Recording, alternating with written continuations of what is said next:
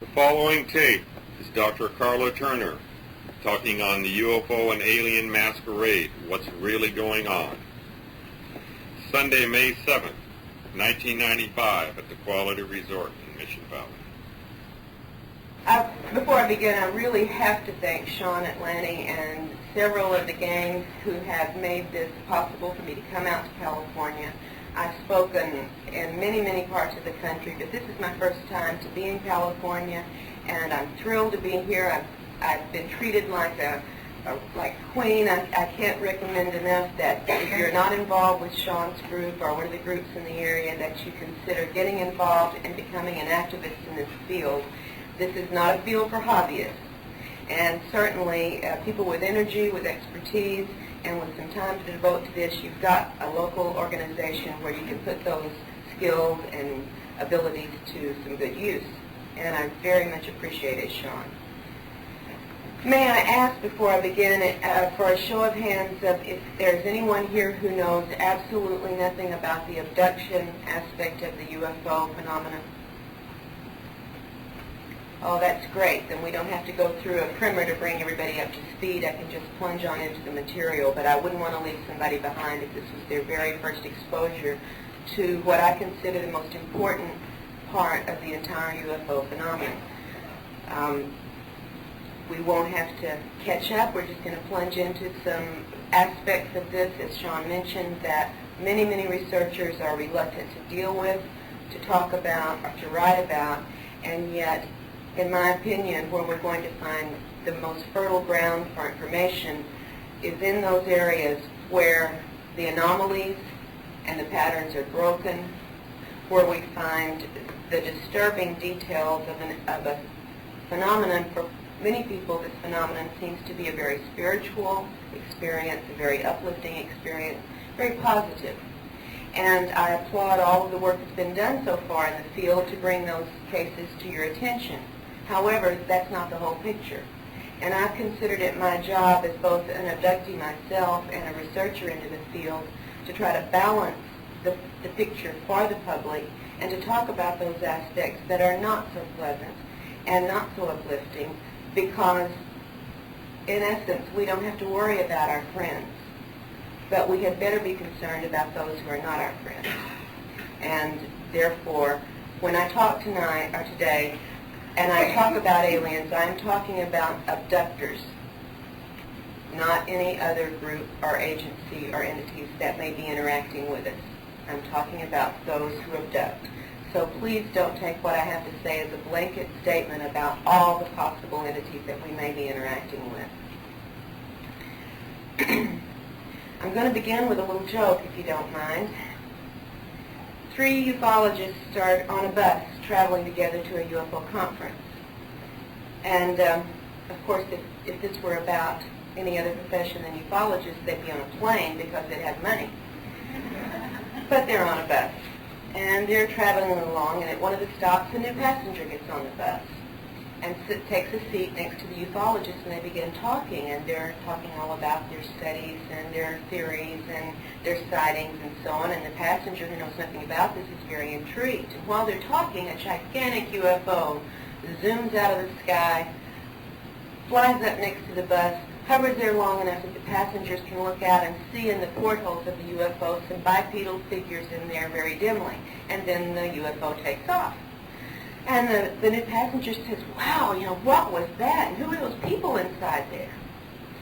Oh, those were our space brethren, the first ufologist says. They're just here to make contact and say hello and make sure we're okay. And the passenger says, gee, that's wonderful. No, the second ufologist says, those aren't our friends. He says, those are those evil, intruding, abducting aliens who are just here scouting for more humans to abduct and terrorize and do terrible experiments on. And the passenger says, gee, that's awful. And the third ufologist says, you're both wrong. They're neither friend nor foe. They're just simply here making scientific investigations, and they value us as laboratory specimens, but they're not malevolent or angelic. And the passenger says, gee, I guess you professionals don't know anything either. Which is not a funny joke, I admit it. But the situation is neither a funny situation. If you're familiar with the UFO research for the past 50 years, you know that there have been some of the best minds in the world in all different professions have devoted energy and time and their expertise to pursuing every angle of the UFO phenomenon. For 50 years, we've had experts and scientists measuring trajectories of flights of unidentified craft, examining landing traces and artifacts, doing analysis on the photos and the radar, and every single test that could be run from a scientific point of view has been pursued in this field for 50 years. And yet today, half a century later, we don't have a single reliable answer to the basic questions: who are they, where do they come from, and why are they here? Which tells us something about the scientific approach. It also tells us something about the nature of this phenomenon. So far, in fact, all we've really done is come up with a lot of complex theories and a lot of labels for a phenomenon that we don't clearly understand. We have labels ranging on the one side, one extreme, to our wonderful space brothers here to save us, all the way to the invading aliens here to use us, and every level in between. And we still have the same questions we started with. Are they friendly? Are they angelic? Are they demonic? Are they curious? Are they aggressive? What are they? The fact is that the nature of these entities and their intentions is the big question. All the other questions are secondary to that, in my opinion. Because without an understanding of who they are and what they want, we humans have no idea of what proper response we should be making. I think we can agree on that. When we act in ignorance, we do not know if we're acting properly or not. So why is it that after all this time, we still disagree so radically about the nature of the UFO phenomena and the occupants of these craft? Why is that? And in my opinion, it is because after half a century, we are still ignorant of the very basics of the field. And why are we ignorant? Why do we know no more than we know already at this point? And I'm here to tell you from my research and my own experiences that I believe we are still in a state of ignorance because the entities deliberately deceive us in their interactions with us. This is the number one fact that's emerged from my research in this field. And if I'm able to only leave you with that one message, that we are being deceived in many ways by these interactions, then I'm going to be happy with my work today. Because of this essential deception, especially when it comes to human-alien contact and interaction, the cold hard truth is that abductees and contactees report alien-controlled information when they report about their conscious memory, and often even when they report what they retrieve through hypnotic regression work. There is no such thing as face value when it comes to the non-human entities that are interacting with us here. And that's a cherished notion that's hard for people to give up. I know it was hard for me once I was aware of what was going on with my family. But the research has left me no choice. And I'm going to share some of the findings with you here that have led me to this state, to this position. I doubt that many of you know who I am or know anything about my experiences, and I will give you a very, very brief background on why I'm standing here today. In December of 1987, I was a college instructor of English, living in Denton, Texas, north of the Dallas-Fort Worth area. My husband was a very successful computer consultant with his own business in the area.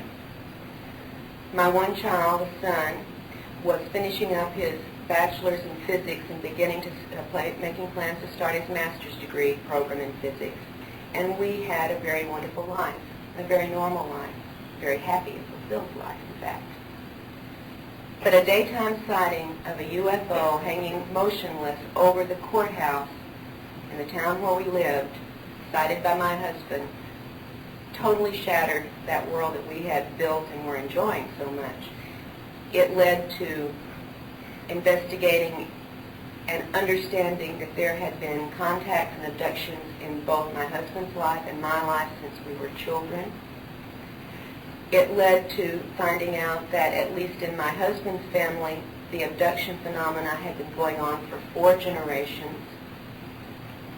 It led to finding out that not only had we had encounters in our past, but that we were having them once again, beginning with a vengeance with this December 1987 sighting, which was also an abduction event. And I began as a researcher, because a person with a PhD is really only trying to do one thing, and that's research. And when we realized that this was real and it was happening to our family, I began to research it. I thought if I read the right books and ask the right questions, I'll find an answer, an explanation for this. And I delved into it just like I did into my PhD work, read and absorbed everything I could, and found there were no answers. Theories, yes. Answers, no. And it became then a goal to try to find some answers, at least for my family. The story of the events and the discoveries of the first year and a half of us living with and dealing with these experiences was, I kept a journal of these events, and that eventually resulted in a book called Into the Fringe, which was published in paperback in 1992 by Berkeley. And it recounts everything that my husband and I experienced, as well as my son and his fiancée, who is now his wife, and his roommate, and his roommate's family, and 2 of our friends. So the phenomenon was, as I have found out since then, typically a cluster of events within a group. Now, we were totally ignorant of this phenomenon. In fact, when my husband sighted the UFO and told me about it, we never mentioned the word UFO. We thought it might have. He knew it wasn't a weather balloon because he walked up the hill from our house to observe it. He knew it wasn't a hot air balloon. He knew it wasn't anything he could identify. And we finally decided it must be a movie prop. Never thought UFOs. So we did not come with any preconceptions or with any previous information into having to deal with this phenomenon. By 1991, I could no longer both pursue my teaching career and the research, and a choice had to be made, and you can see what went out. I was fortunate enough to have worked with a woman named Barbara Barthlick in Oklahoma, who, in my opinion, has more information about the abduction phenomena than all the rest of us researchers rolled into one. Unfortunately, Barbara is so committed to working with the abductees that she doesn't have time to write or to lecture or to travel, because she's doing it 24 hours a day, 7 days a week, and has been involved in this for 15 years. I was lucky enough to have her help my family go through our initial coping with this, and then to become her student, as it were, and to have learned from the years of her work, and to be involved in her investigation. And it was a wonderful education. That's the PhD I think I value most of all. Barbara has worked with over 600 cases in the past 15 years, and I have gathered a lot of information from her work. When I began to work on research in my own area independently and in conjunction with her very often, then I began also to find correlations in the cases that were being investigated from people who came to me. And the correlations of this information did not jive with what we found in most of the literature about this subject. We found, in fact, that what was being reported publicly in the journals and in the speeches and in the books was highly censored, very partial, and very much expressed either the wishes or the fears or the biases of the researchers, who, for the most part, had not had experiences themselves. When I began to talk with the individuals from whom these researchers were taking their material, I found to my surprise that no matter what the researchers' bent was, the cases themselves were pretty much consistent and much more complex than any of the literature up to that point had ever expressed. The reports on the investigations I've been doing in the last 4 years are available now in 2 books that my husband and I have published ourselves so that we could have total control over the material rather than as Berkeley had done with my first book. And the first of those publications is a book called Taken, Inside the Alien Human Abduction Agenda. And my purpose was to have the reader, give the reader an access to the inside experience, to be in it. What is it like to be in the abduction phenomenon? I chose for this particular study the cases of 8 different women from various places in the country, from Puerto Rico and New York and Florida to Alabama and Tennessee and Texas. None of these women knew each other when the study began, and they did not have contact with each other until the study was finished. I've correlated their reports, and I not only giving them lengthy chapters in which they could give first-hand accounts rather than me telling you what they've experienced. I've let them tell you what they experienced. I've also provided a comprehensive chart correlating over 100 different details from their reports so that you can see what is consistent, what kinds of things are happening to many, many people. And although these accounts are frankly astounding, I assure you they're representative of what many, many people who you'll never hear about, and probably I will never hear about, are experiencing. Because for every abductee whose case you have heard reported, there must be anywhere from 50 to 100 who never talk, at least publicly. I have so many reports on a private and confidential basis that I can share some data from, but I cannot tell you who these people are, and they will not come forward themselves. It is too difficult for most people to do this. There are more liabilities to coming forward and going public than there are ever assets. The second book that reports on research is called Masquerade of Angels, and it is the story of one man's lifelong experiences. This is a man named Ted Rice. I doubt that any of you will have heard of Ted, but throughout the South he's a very well-known psychic. He had been trained from his early adulthood in metaphysical work. He was a co-founder of the First Congregation of Spiritualist Church in the state of Georgia. He's an Alabama boy. He says he's a cotton patch kid raised on a farm. And he had a number of paranormal experiences throughout his life that had, of course, prompted him into this work. But that's not why I began my investigation with Ted. In 1989, Ted consciously remembered having been abducted by entities he had never seen before, taken from his home, along with many of his neighbors down the street, taken to a large craft. And when the craft began to move, Ted passed out. The story is sort of funny, actually. Ted was very familiar with spirit guides in his work doing psychic readings. And throughout the years, he had gotten communications and help and assistance from a number of what he thought of as spirit guides. Until in 1989, the spirit guides began acting a little strange. In fact, they began coming in the middle of the night and touching him and doing things with him and telling him things that he couldn't remember the next morning. And the spirit guides had never done this.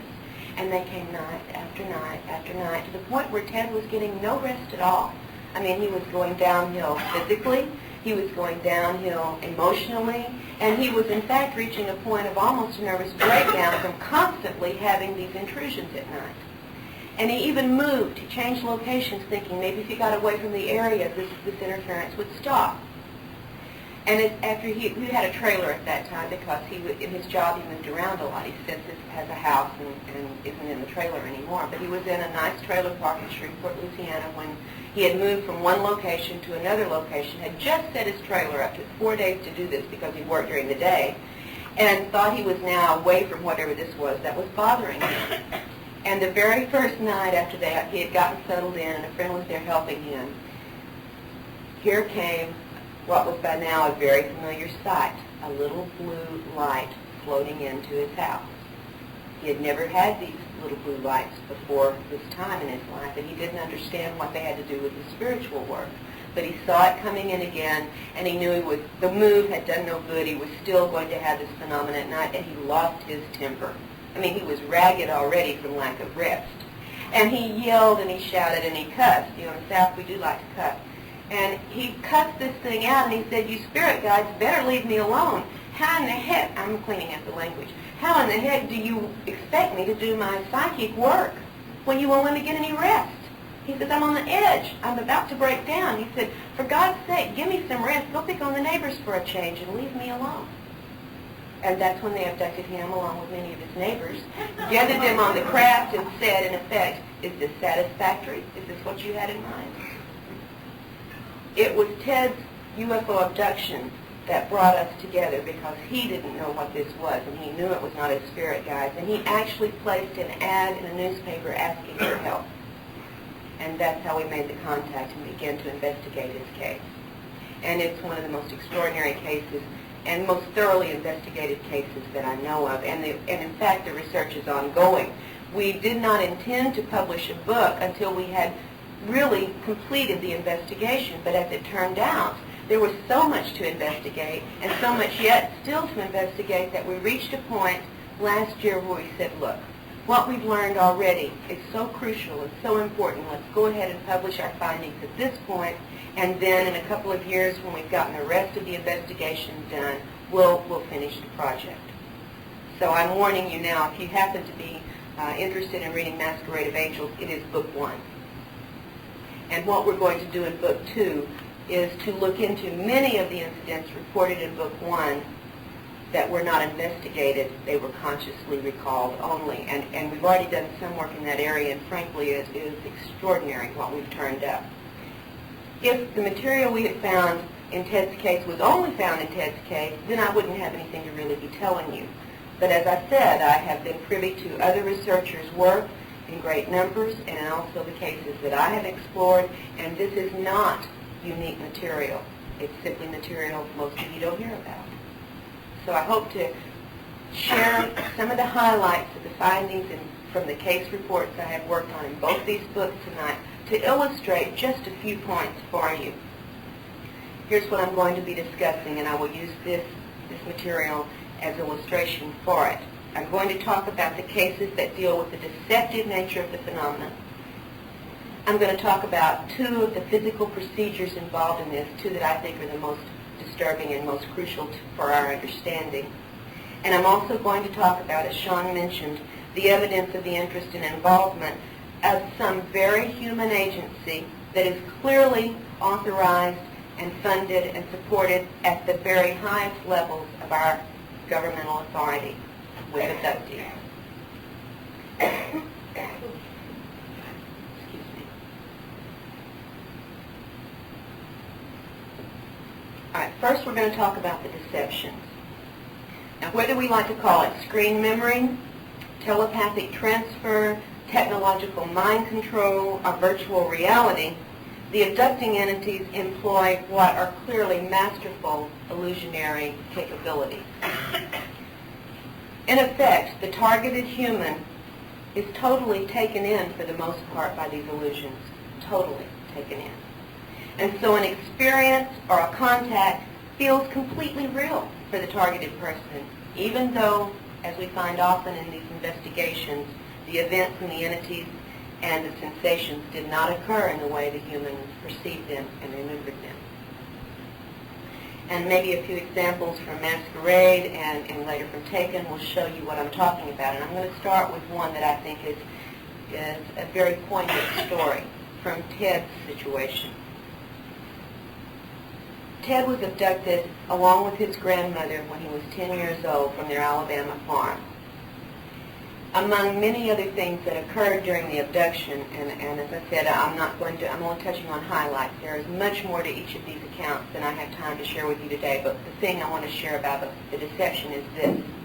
Among the things that were done was an event in which Ted and his grandmother were given a liquid to drink. And quite clearly, this liquid acted as an aphrodisiac. And there were both human-looking entities in this craft, as well as what seemed to have been reptilian or reptoid type entities as well. And after giving these drinks to both Ted and his grandmother, the reptoid entities approached the grandmother and were beginning to try to initiate a sexual act with her. And this is a woman who was an Alabama cotton farming housewife with strength that I only wish I had. This is not somebody you mess around with.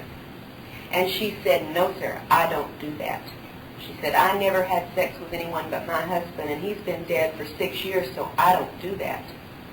and the entity left the room, and a few minutes later returned with her dead husband. And by then the drink that they had been given had taken strong effect. She was aroused, she saw her husband, and with the viewing of these entities around her, began to have intercourse with this dead husband. In the midst of the act, however, the illusion was removed, and she saw who it was she was having sex with, and it was not the dead husband. Now that's how strong some of the deceptive screening or mind control or virtual reality techniques can work, and that's not an isolated case. It's just one illustration. Now a second instance that's probably the most educational for my purposes, because it allowed me to learn about actual technology that creates virtual reality for the targeted human, was an instance that was witnessed by two unaffected human witnesses. Ted, as I said, was trained in spiritualist work, and the woman that had trained him, his mentor, had moved to Florida, and in 1992, Ted was invited to go visit her, and she had also invited another friend, a woman named Amelia, to visit the same weekend. And after they had gone to bed one night, Ted had gone to the guest room to go to bed, and Amelia and Marie, the woman who had invited them, were in twin beds in a second bedroom and had just lain down. A couple of minutes after lying down, Amelia, the visiting friend, suddenly said, "What the heck is a helicopter doing over the house at this time of night?" And Marie said, "What helicopter?" And he said, "My gosh, you can't already have fallen asleep and been dreaming, can you? There's no helicopter." And Amelia said, "Don't you hear that helicopter?" And lying down, Amelia started to rise up. And as she started to rise up, her entire bed was enveloped in a sphere of blue light or blue energy that totally or surrounded the bed with Amelia in it. And Amelia was paralyzed in this partially raised position. She was in the process of sitting up. She could still talk, but Marie, outside of this sphere of light, could barely hear her, and they were in a small bedroom together. They had to shout to hear each other. Marie was totally blown away and began screaming for Ted to come quickly. And Ted got up out of the bed. He heard her shouting. He didn't know what was going on, and he ran down the hallway. And as he approached the bedroom, he could see the glow of this blue light coming out of the open door. And when he walked in the room, he saw Amelia in the bed, surrounded by this sphere of light, and Marie was up against the farthest wall, as far away from the bed as she could get. He said, press flat, just, eyes wide, mouth wide. And she told him what had happened up to that point about the sound of the helicopter, and about Amelia saying that after hearing the helicopter, she could suddenly see through the ceiling, up into the night sky, where there was a strange craft, not a copter, but a strange craft hovering over the house. And she was describing this as it went on to Marie, who could not see this at all, and told her not only was there a craft over the house, but there were two alien entities inside the craft. Now you have to remember, Amelia had never had an experience that she thought of as UFO related. In fact, when Ted told her about his abduction in 1989, earlier that weekend, she laughed and said, "That's National Enquirer crap. You're not listening to that, are you?" There's nothing to that. So here is Amelia now, who's scoffed at the idea, looking up, seeing a craft she can't identify with two alien entities in it. She said one of them looked like an alligator man. She had no terminology for this. And the other one was sort of purplish black and had a very bumpy surfaced skin. And she's carrying on a conversation with these entities, and then all of a sudden, after Ted is in the room for a few minutes, she said, "Well, now they're in here, they've come down in the room." And she began talking to the foot of her bed. She said, "They're standing at the foot of the bed. Don't you see them? Don't you see them?" This went on from beginning to end for upwards of 10 minutes before the light suddenly disappeared. And Amelia was able to rise up out of the bed and excitedly talk about, did you see the entities? Did you hear what they were saying? Ted and Marie, who were not within the sphere of this energy field, saw nothing but the sphere of energy. Amelia felt absolutely certain that everything she saw and witnessed and did occurred. And if there had been no witnesses, she would have claimed she had had an alien encounter and had seen a craft. No one heard the helicopter but Amelia. No one saw the craft but Amelia. And no one saw the entities but Amelia. clearly a technological event had occurred. Had it been merely psychological, there would not have been the energy field around the bed. This was my first exposure to what was clearly a virtual reality technology. It was not my last, however. In fact, when Ted was staying up at my house, I live in the woods in Arkansas and Ted lives in Louisiana. When Ted had come up for several days so that we could work on our investigation and do some interviews and get a very competent hypnotist to do regression work with him, because I don't do that, one night staying in our guest room, we had a very pleasant night. We'd said goodnight and gone to bed, and my husband and I slept wonderfully. We have 2 Chihuahuas that live in the house, very yappy dogs, if any of you know about Chihuahuas. And they were well trained to respond to helicopters, because back when we had begun having our own alien encounter events, we had been living in a house in a very dense neighborhood for 5 years, and not once had we had helicopter activity over that house until we got on the phone and started talking to ufologists about our encounters.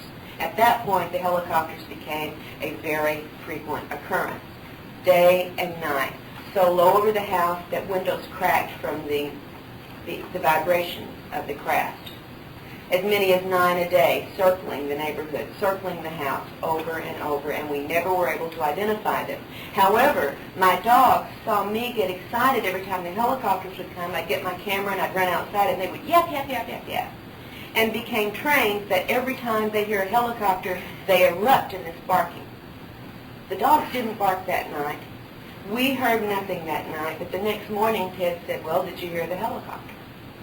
And we said, "No, Ted, no helicopters last night." And he said, "Oh, yeah." He said, I was waked up by the sound of helicopter blades, not the engine, but the blades, the whirring of the blades. And he said, "I sat up on the side of the bed. I thought, oh no, here comes one of those helicopters." And he said, "I sat there and watched as a man in army fatigue came down through the ceiling carrying a young child." And he said, "I swear to God, that child was identical to who I was at that age." And I said, "What happened?" And he said, the soldier made one statement. He said, "We are returning that which was taken from you." Now, I'd have to get into an entire different, longer story to tell you what was returned to him 5 days later back in Louisiana, which had actually been taken from him in childhood. But the fact of the matter is, the sound of the helicopter was heard only by Ted. It was followed by an event, and clearly there was not a soldier melting through the roof into the room carrying young Ted. It was a virtual reality event that was totally real to Ted's perceptions. Before you jump to the conclusion that it was a terrestrial helicopter, remember it was only heard by the targeted person in these cases and in other cases that are very, very similar. So the fact that the sound is selective leaves us with 2 possibilities.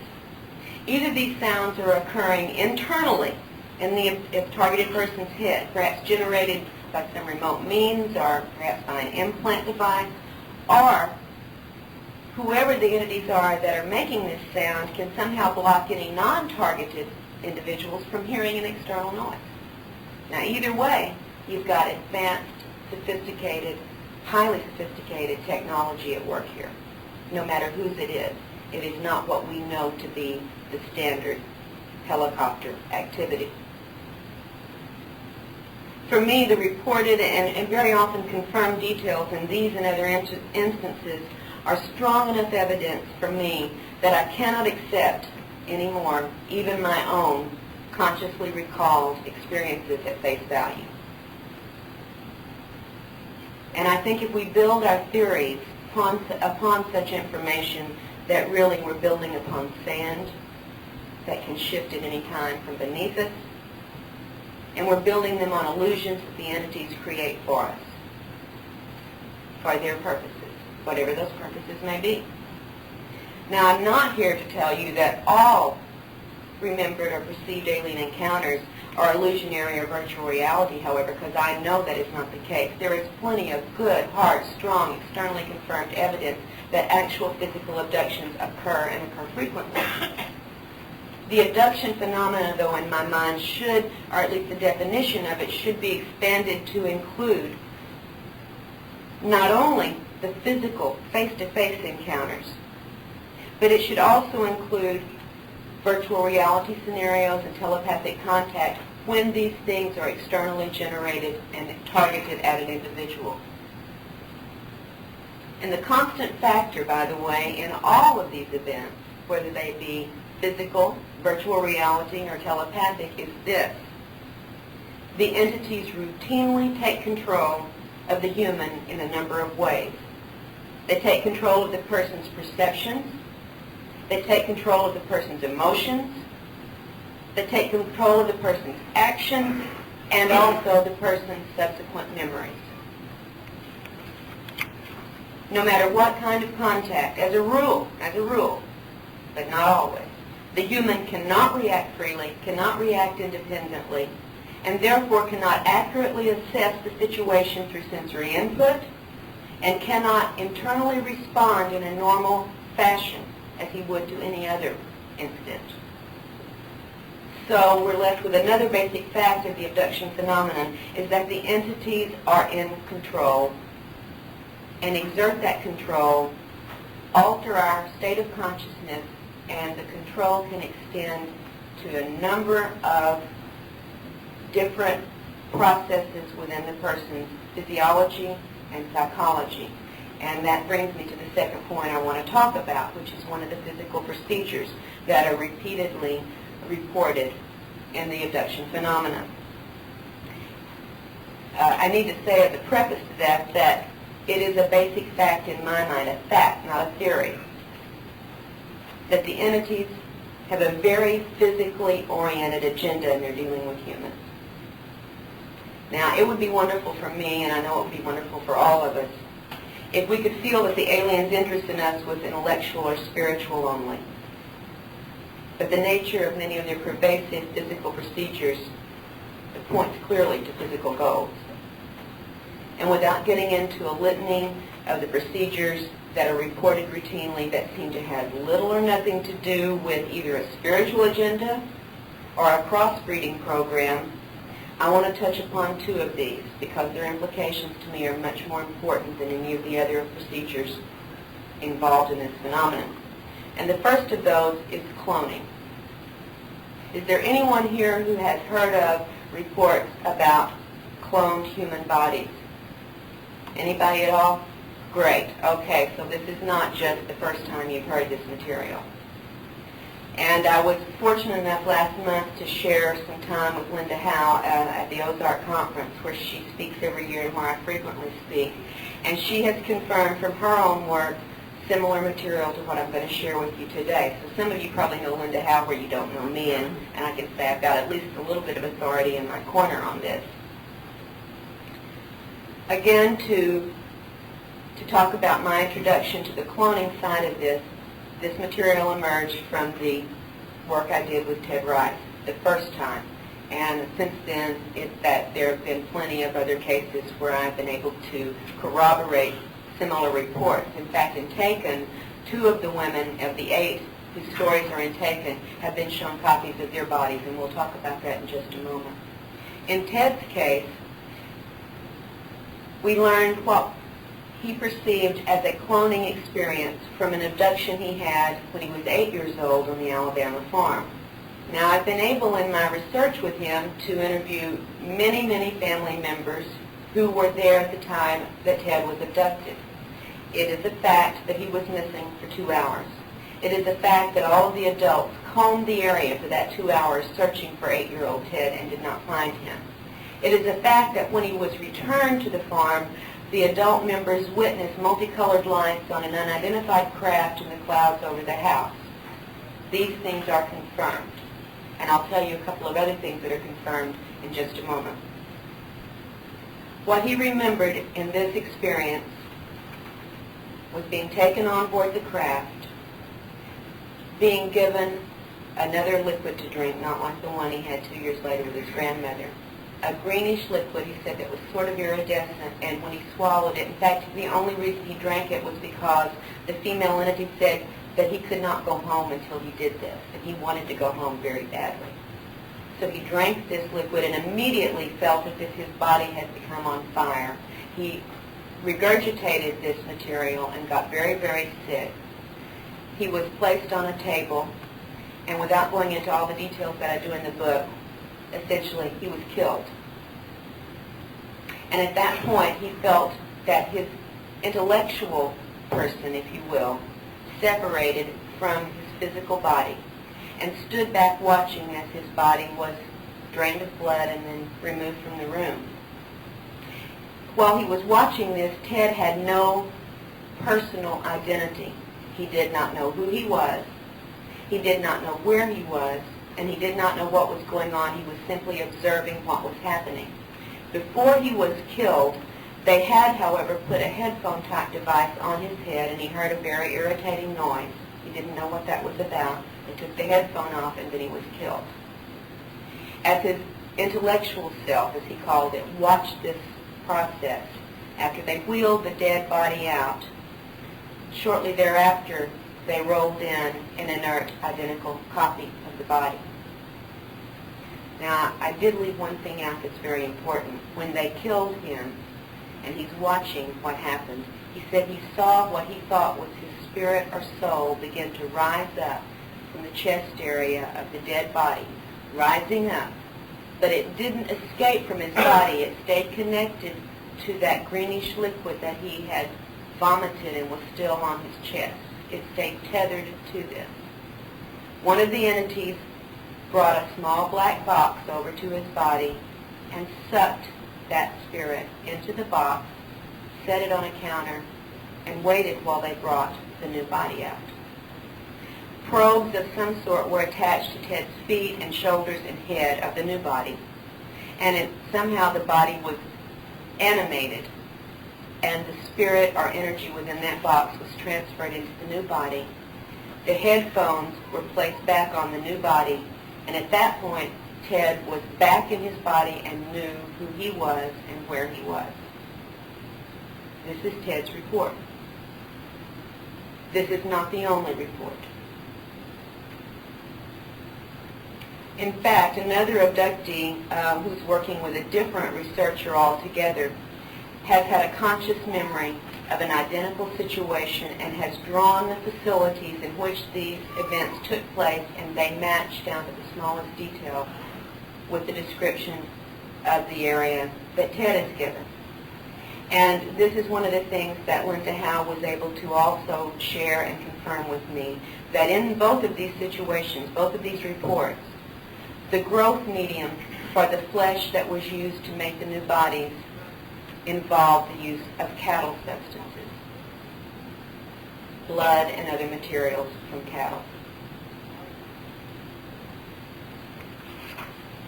Now, I said that 2 of the women in Taken had also been shown copies of their cloned bodies. There are 8 women, and the first case reported is a woman named Pat, who I'm going to also talk about in a moment after the break when we talk about the military aspects. Many things have happened in Pat's life, and in her abduction experiences, the aliens have always used a very spiritual atmosphere, overlay, or illusion, if you will. In fact, when her whole family was abducted when Pat was 12 years old, and the grandmother in the house was being very frightened and beginning to pray for Jesus to help her, as these little braves came into the room, all of a sudden a beam of light came through the ceiling, and Jesus pops out and says, in effect, "They're with me. They're working for me. It's okay." Although Jesus, as Pat described him, was beautiful with blue eyes and blonde hair. And I said, "Pat, have you read your Bible lately?" I said, "I don't think the chances were very big that Jesus was blue-eyed and blonde hair."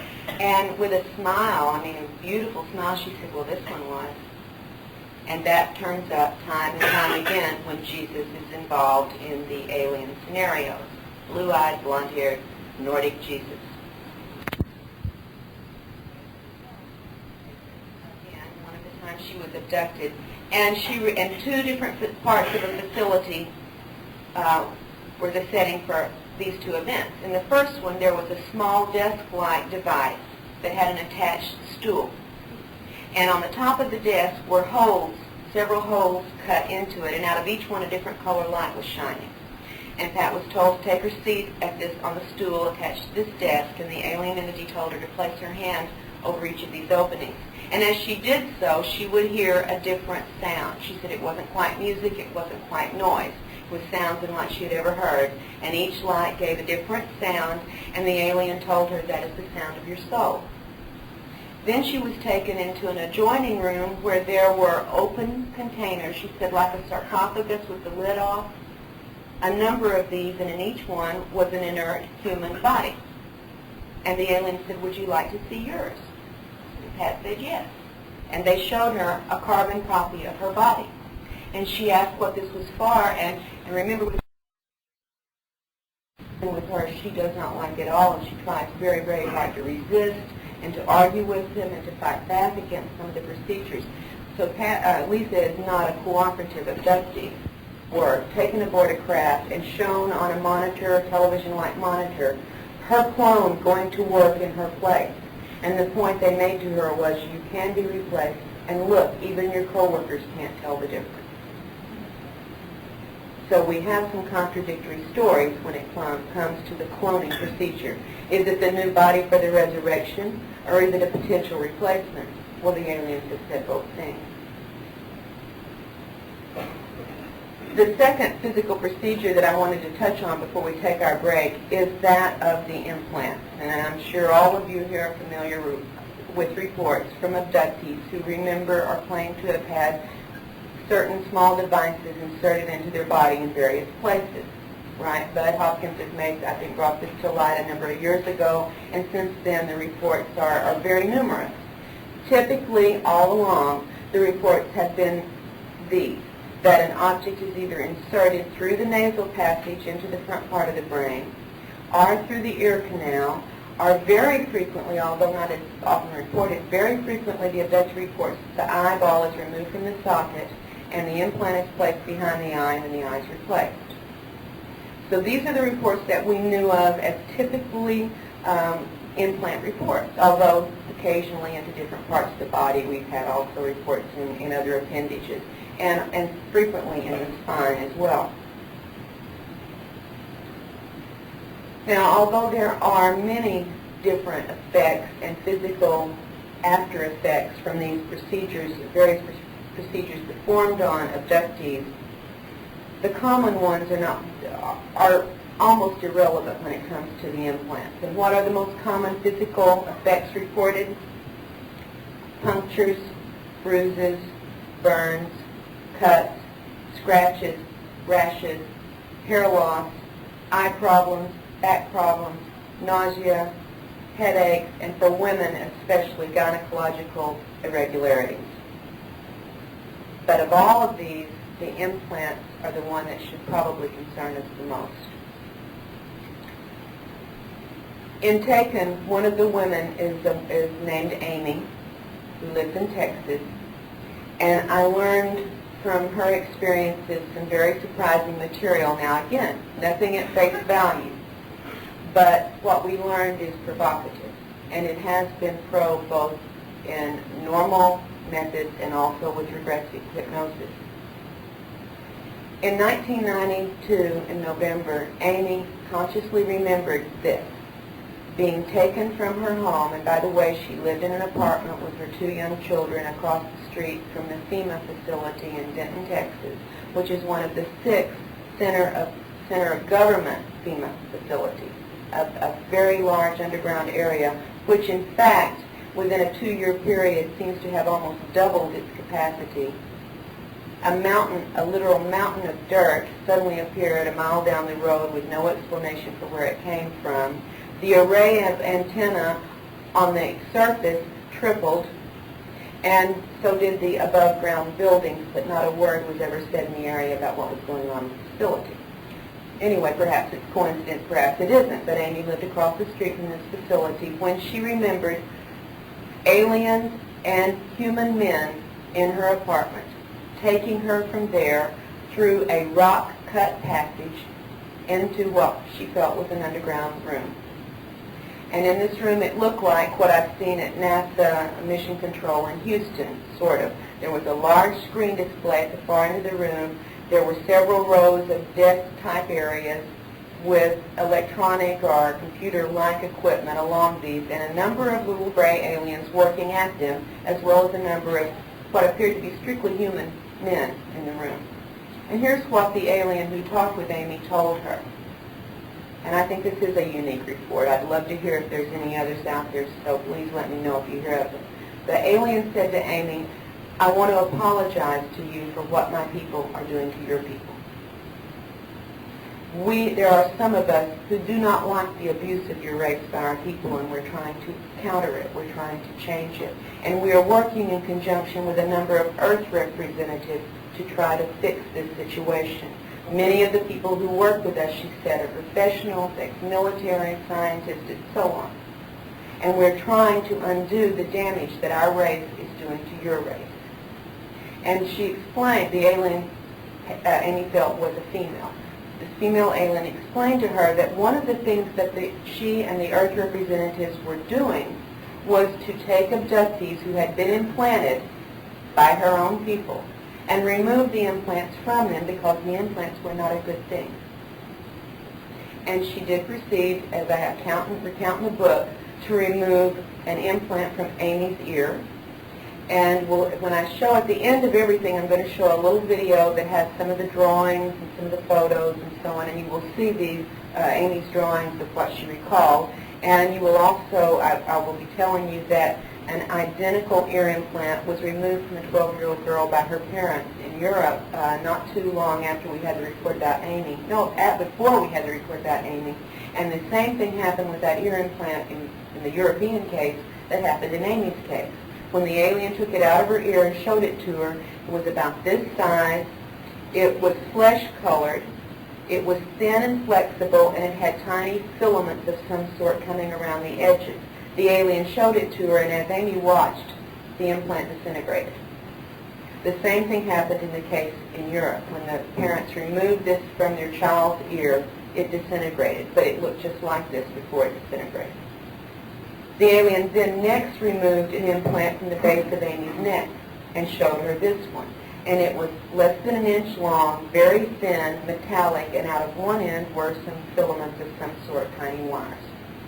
What Amy was told about these implants, and she was also, by the way, told that these were the older models, that there were newer model implants now being used on abductees, and they were being put in not through the nose, not through the eye, not through the ear, but through the area slightly below and behind the earlobe, and that they were going into an area that we know as the reticular activating system, or reticular formation, or brain stem.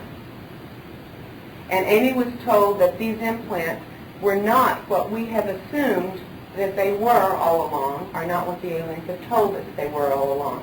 Most of the people who've had these implants have either been told or have assumed that they are monitoring and communication devices, right?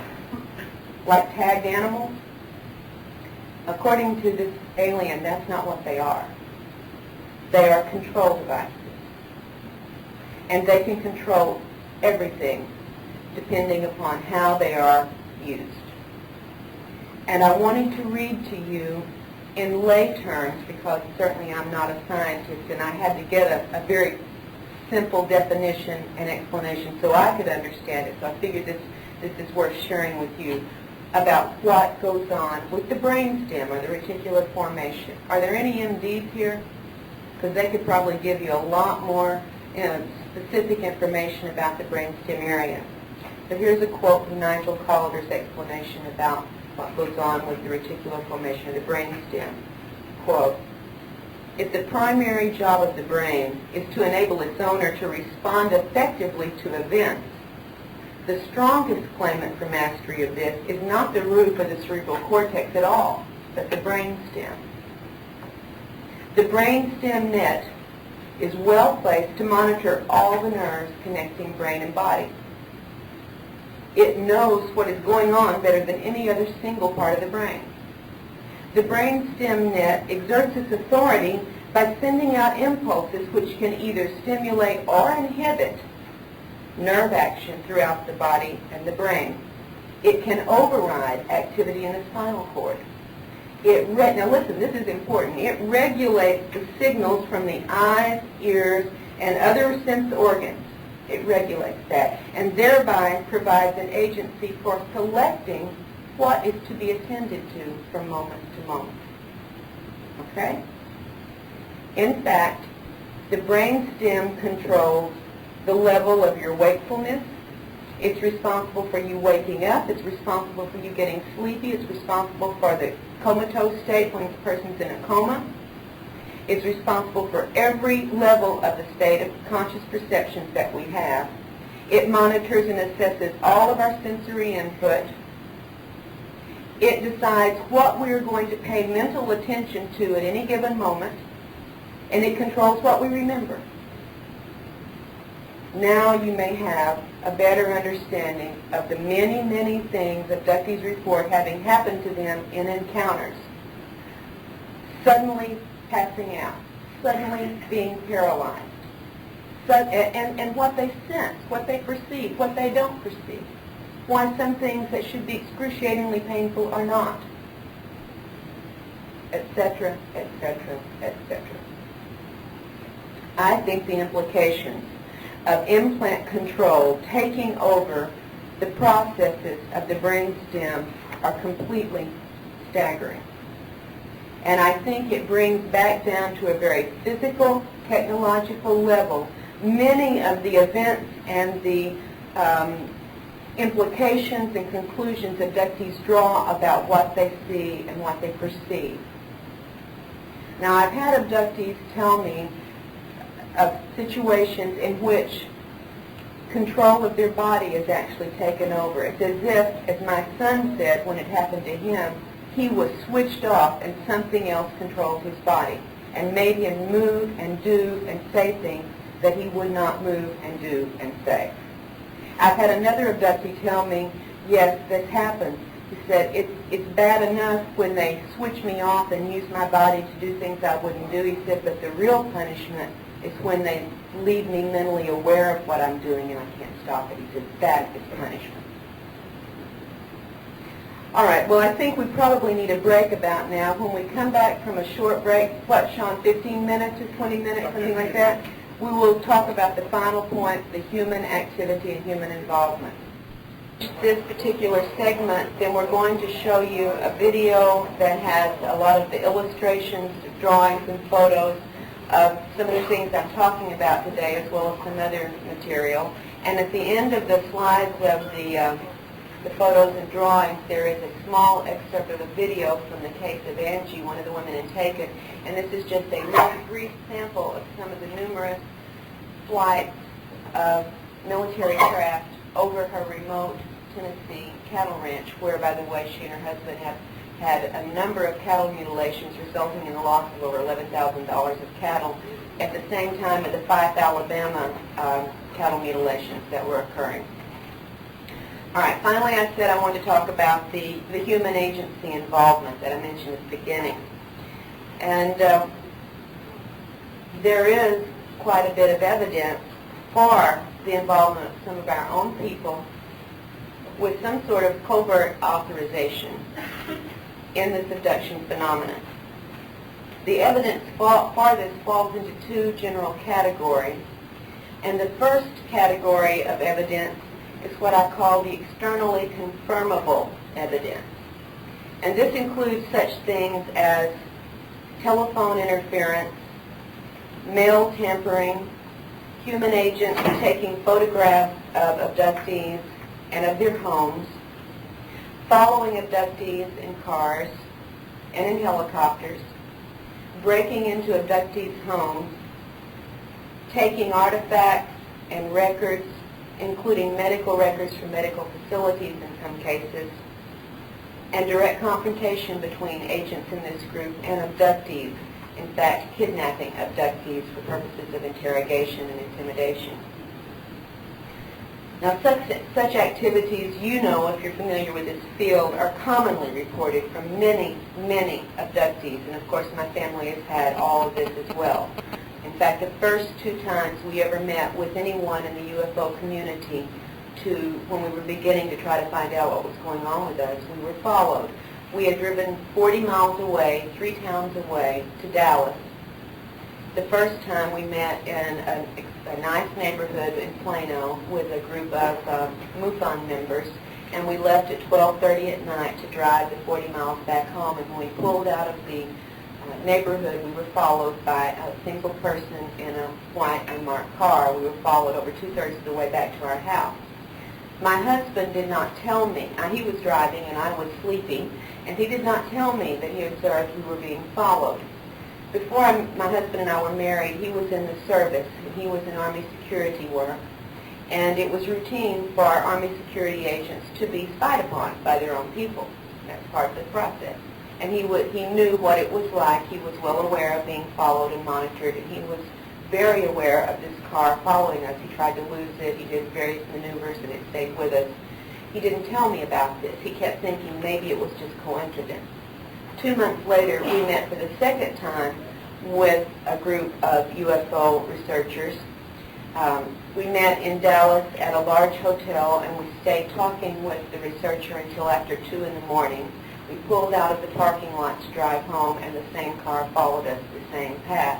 And this time my husband told me what was going on, because now he knew it was not coincidence. So we have had every one of these events in our own experiences.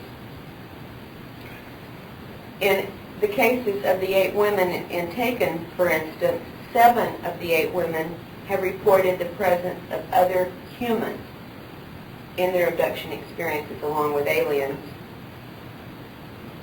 In 6 of these cases, the humans were in military uniforms, and 5 of the 8 women have witnessed repeated helicopter and other military aircraft buzzing and harassing their homes, as well as the phone, the mail, etc., the photographing, and so on. In fact, I think it's interesting that one of the women who was having the house photographed happened at one point to be, had it happened more than once, but she and her husband were pulling out of their driveway, out of their garage at one time when this person was photographing their house, and they chased this van. It was a white van. They chased this van and tried to catch it, but it did over 90 miles an hour eventually to lose him, but they did get the license plate number. And it was the case of Lisa. Lisa gave me the license plate number because she said that they had gotten friends in law enforcement in Alabama to try to run a check on the license plate number. Now, I have friends in law enforcement in other cases where there's been license plate involvement. I have listened on the phone as the license plate number was checked, and it's a matter of moments, just very few minutes to do this process. Lisa's friends in law enforcement in Alabama had tried to run a check on his license plate, and it took 3 days to get an answer back. And when the answer came back, it was this: tell her to leave it alone and not to pursue it. These are the good guys, but don't pursue it. I had it run through in the state of Arkansas, the police department in the town where I lived, and the answer came back, we don't have a record of it. So I had a third law enforcement friend in yet another state do a run on this and got an answer back that identified the tag as belonging to a van that was the property of an import warehouse company. We have photographs of the van and of the company, but we cannot find any information verifying what it is they import and warehouse. So 3 different accounts from 3 different checks on the same license plate number. Now that's in the externally confirmable body of evidence. There is a second body of reported data involving human agents and agencies. And in the second category, we have basically reports of human personnel working with alien entities, often in underground facilities, typically in a military or a scientific type environment. And I'll come back to this in just a moment. But the third type of underground facility reports that we get, and we get these in some numbers, involves what I refer to as the horror chamber of abduction data reporting. This underground facility report is where abductees report seeing human bodies, dead human bodies, being processed, much as chicken or beef is processed in a facility, for purposes that we don't know. And the descriptions are all very similar and, frankly, very grisly.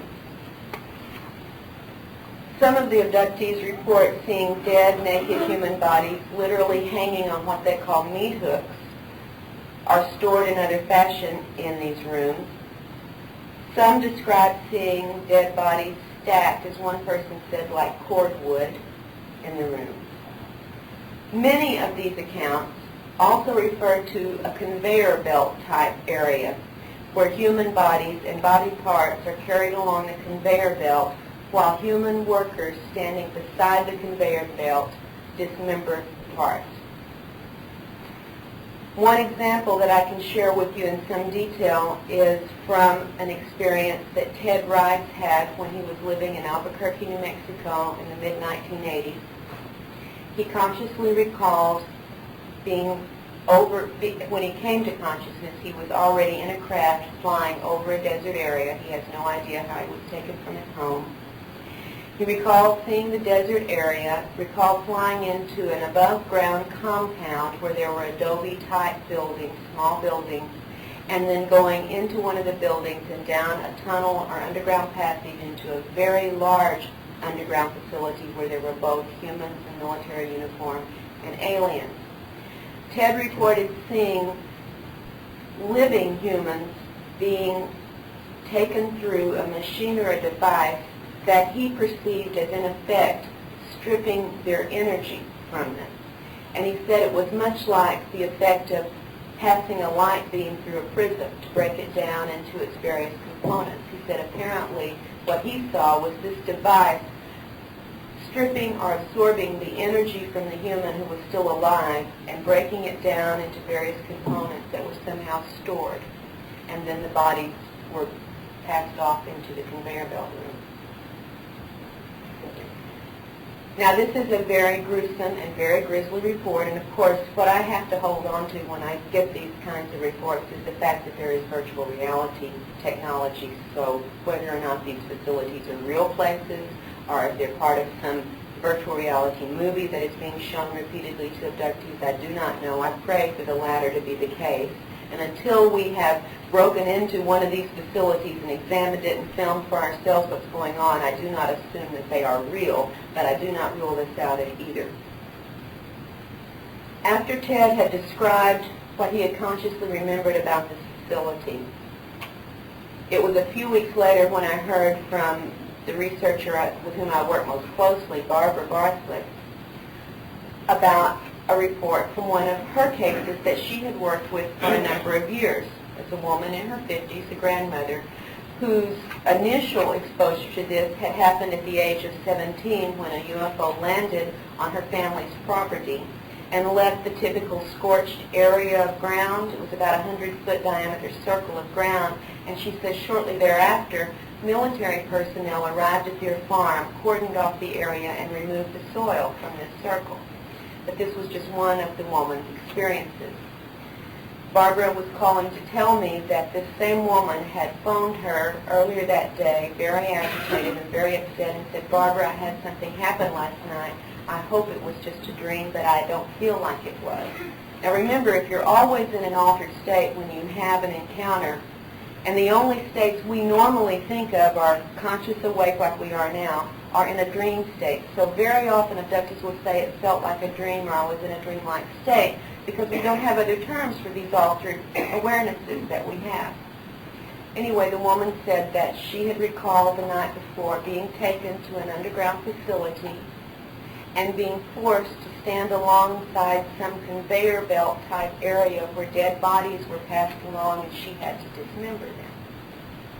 Now, Ted had already told me about seeing humans working, doing this very thing, and he had described the kind of garments that they had on and some other details in the room.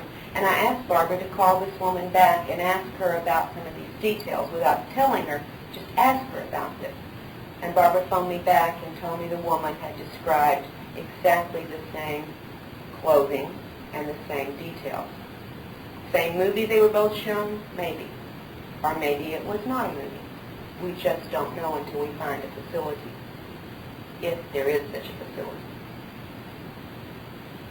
Barbara has also very recently, in the past few months, interviewed a 6-year-old girl. Her family is very prominent in the South. They are in the media business. They own a large, I'm not allowed to give too many details because, as you will realize by now, some of these things are so disturbing to the families that the last thing they want is any identification.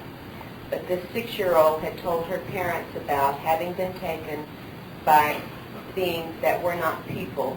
And this is a 6-year-old, remember, who's not exposed to any of the material that we are. She said she had been flown to South America. Now, we don't know if it was literally South America that she was told she was taken to, or if in child's thinking, as we often do, it was the southern part of America. But that was what she said, that she had been flown by these beings that were not human to South America and taken into a building under the ground where she described seeing many dead bodies, and she described the conveyor belt, and she said that in fact she was placed on the conveyor belt, and then a man came and jerked her off the conveyor belt and got very angry at the person who had put her on there and told him she was not supposed to be harmed. And this is without any hypnosis, without any exposure to these kinds of accounts or any other material about UFOs. The family has nothing to do with the UFO community. They knew about Barbara because I had been down to do an interview the year before for their media business. Another of Barbara's investigations with which I was involved, in fact the initial contact was made through me, and because of the location of this particular person, I put them in touch with Barbara, and she continued the primary investigation, and I was just simply assisting her with it. Concerned 2 men who shared a house. An older man who was 43 at the time was a very highly placed city official, so again I'm not going to, at his very strict request, identify the area. The other man who shared the house with him was in his early 30s.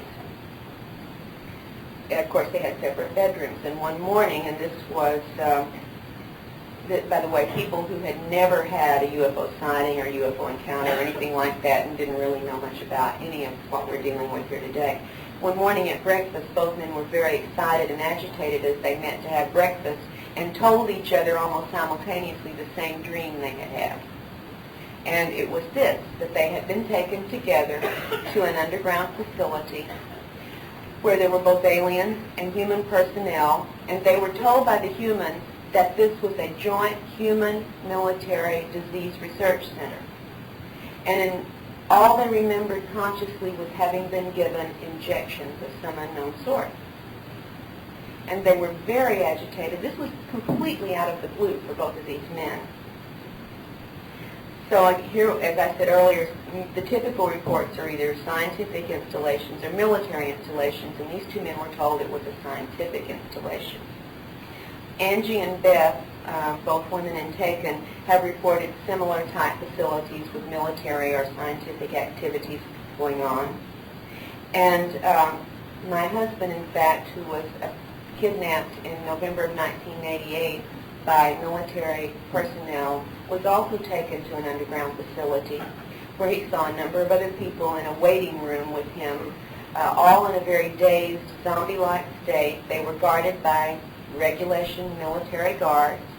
He was taken out of the room, down a hallway. He passed through an area where there were a large area where there were many stored boxes and crates, and he said some of them looked to contain dynamo-type or generator-type equipment. He said it was all strictly GI issue. It was a strictly human facility with linoleum floors and fluorescent lightings and doors with knobs, everything that's totally human, nothing like what he had seen aboard alien craft or an alien facility. And again, it was military personnel. He saw no aliens at all in this particular experience. In fact, he was taken into a small room where a man in a major's uniform was sitting behind a desk. The guard that took him in left him there and stood outside the door, but then shut the door, so my husband was alone with this major. The major proceeded to question him intensely about what the aliens had been doing with us and our family and what he knew about the alien agenda. My husband, his former military, was so completely outraged that even in his dazed state, he was so outraged at having been treated this way by his own people that he refused to say anything at all. And it reached a point where the major was making threats to our family. When he still refused to talk, he said something was applied to the back of his neck and he immediately passed out. He remembered nothing further until waking up back home the next morning, but he was still in a slightly drugged state where his vision was affected and his equilibrium was affected, but it wore off after a little while when he woke up. This was my first exposure to any kind of involvement of humans to the point of abducting, kidnapping, interrogating, and making threats. And if it had not been for those threats, I would never have written the book into the French. I took them seriously. And I thought, if we are being threatened by our government, by anybody within our government, then I wanted the public to know and to watch us so that if something happened, at least others would know what had occurred. And that's why I wrote the book to begin with and came public at all. Well, back to the two men who were taken to the facility where they were given the injections. They were deeply concerned about what this was all about, and having no previously remembered encounters of any sort, it took a while for them to find someone they could talk to who put them in touch with someone who might know, which led to the contact with me. We arranged for the older of the two men, the city official, to go out of state, to go do regression work with Barbara to try to find out what else might have occurred and what might have been in those injections they were given. But before he was scheduled to make the trip, a couple of things occurred. First thing was that the younger man became ill. And so ill he had to be hospitalized, and so ill that the hospital in the small town where he lived was not adequate and he was moved to a larger city facility because they found what were apparently symptoms of pneumonia, serious pneumonia, but they could not identify the strain. It was not a known strain of pneumonia. The second thing that happened was that the man who was scheduled to go do regression work, while his friend was in the hospital, had another alien visit, this time in his bedroom. He wasn't taken anywhere. The alien entities told him not to pursue the investigation, not to talk about what had happened to him and his friend, that it was no one's business, and he was certainly not to go do regression work. And they said, if you do, we'll kill your friend and he'll die with a membrane over his head, which really makes no sense. However, taking this threat to heart, the older man went to the hospital and told his friend exactly what had happened and what had been said, and he said, they threatened your life. And the man in the hospital, who was getting very, very sick by this point, said, look, I may die anyway. They've told me I may die anyway. We've got to know what it was they did to us. They gave you the same injection they gave me. Please go do the regression work. And reluctantly, the older man finally decided he would agree with that and he would go do the regression work, which he did. And in the regression, he recalled a number of other incidents about this facility, including some of the scenes that we talked about earlier with the dead bodies. He returned from the out-of-state trip where he had done the regression and went back to the hospital. The man in the hospital had become so ill that his parents had been called in from out of state and were told that he probably would not survive, and they were preparing for this. Miraculously, however, in a very, very short time, the man suddenly made a quick turnaround and was on the road to full recovery. Absolutely amazing to all the doctors, but everybody was very grateful. And it reached such a point of recovery that the doctors told his parents that if it continued at this rate within 24 hours, they could take him home to convalesce. And they took him off the life support equipment that he had been on. And they said, but just to be safe, before we really, release him, let's just take one more precaution, and for the last night he's going to be here, we're going to put him in an oxygen tent. And they put the oxygen tent over the bed, and 40 minutes later the man had an explosive heart attack and died, with a membrane of the oxygen tent over his head. This is not the only threatened death that has been carried out in the research that we have done, and I could do an entire lecture just on the threats and what has been carried out, but that's perhaps for another time. By the way, the man who had died of the heart attack had no previous heart problems or heart history. He was healthy other than the pneumonia, and in the hospital they found no signs of any problems with his heart before he had the heart attack. In my personal investigations, especially in the cases of the women that I report about and taken, I've dealt with several abductees, as I said, who've had military involvement in their experiences. And I think one of the most intriguing is that of Pat, who's the first woman this case is discussed and taken. Pat lived with her younger brother and sister, her mother, a paralyzed stepfather, and her grandmother in a farm on 16 acres outside of Floyd's Knob, Indiana, in 1954. Pat was 12 years old. In the summer of 1954, before school started, so it was before Labor Day, a UFO, a craft, landed in the back of the property where the farmhouse was. And the house was entered by a number of little gray aliens. This night, Pat was in the bedroom with her grandmother. They shared the bedroom. And the grandmother became very, very frightened, and that's when they beamed Jesus in, who said, "It's okay, they're with me, go ahead." The entire family was abducted, including the parents and the grandmother, and they went through a series of physical examinations, etc., and were returned to the home.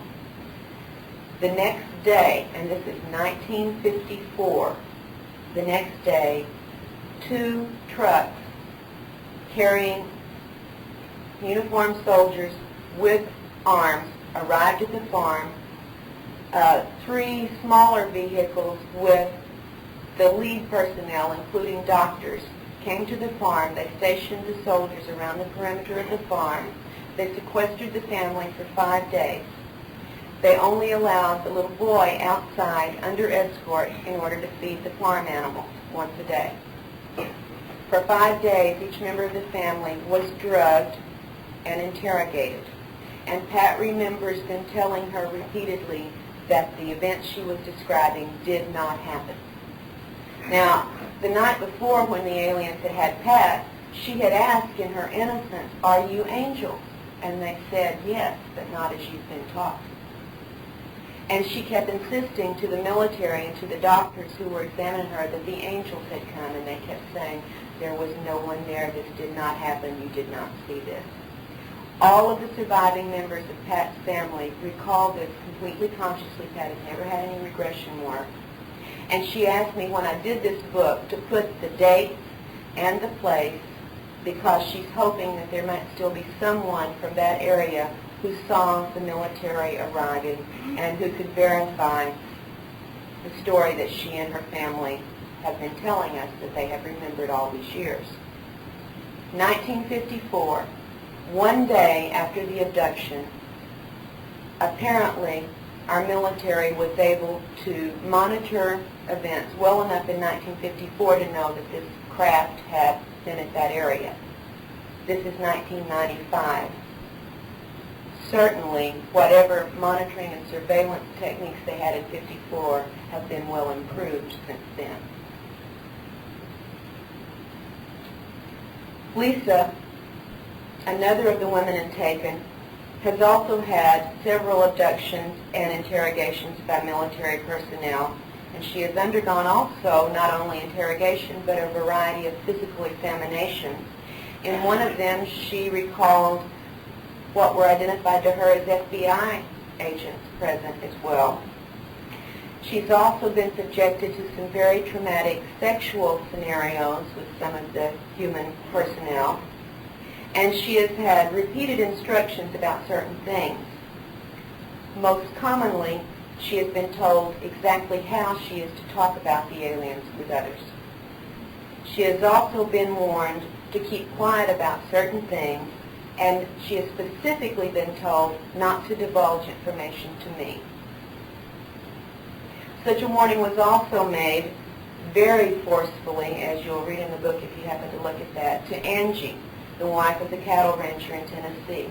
By name, she was told not to talk to Carla Turner. Beth, who is a woman in Taken who lives in Puerto Rico and whose numerous event experiences have also been investigated by Jorge Martin, has, in addition to the recurrent alien abductions, has at least 2 experiences in which she has been kidnapped by military personnel. In one of these, consciously recalled, she was flown in an alien-type craft by both alien and military personnel to a desert area where there was the above-ground compound, almost identical to what Ted Rice has described, and we'll have a drawing of that she's made when we run the video in a minute, where she again went through the above-ground facility into an underground area. She does not recall having a physical examination, but she does recall being in a room with many other people of the military and listening as, she said, 2 men in what looked like spacesuits were delivering a lecture of some sort.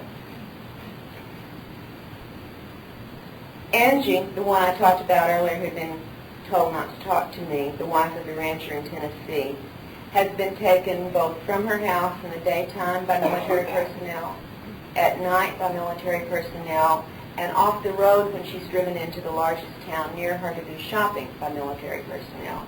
She has been taken to 2 different military facilities. One is a known facility. The other is a very remote, very small, rural facility. And she's been taken there along with other women that she didn't know.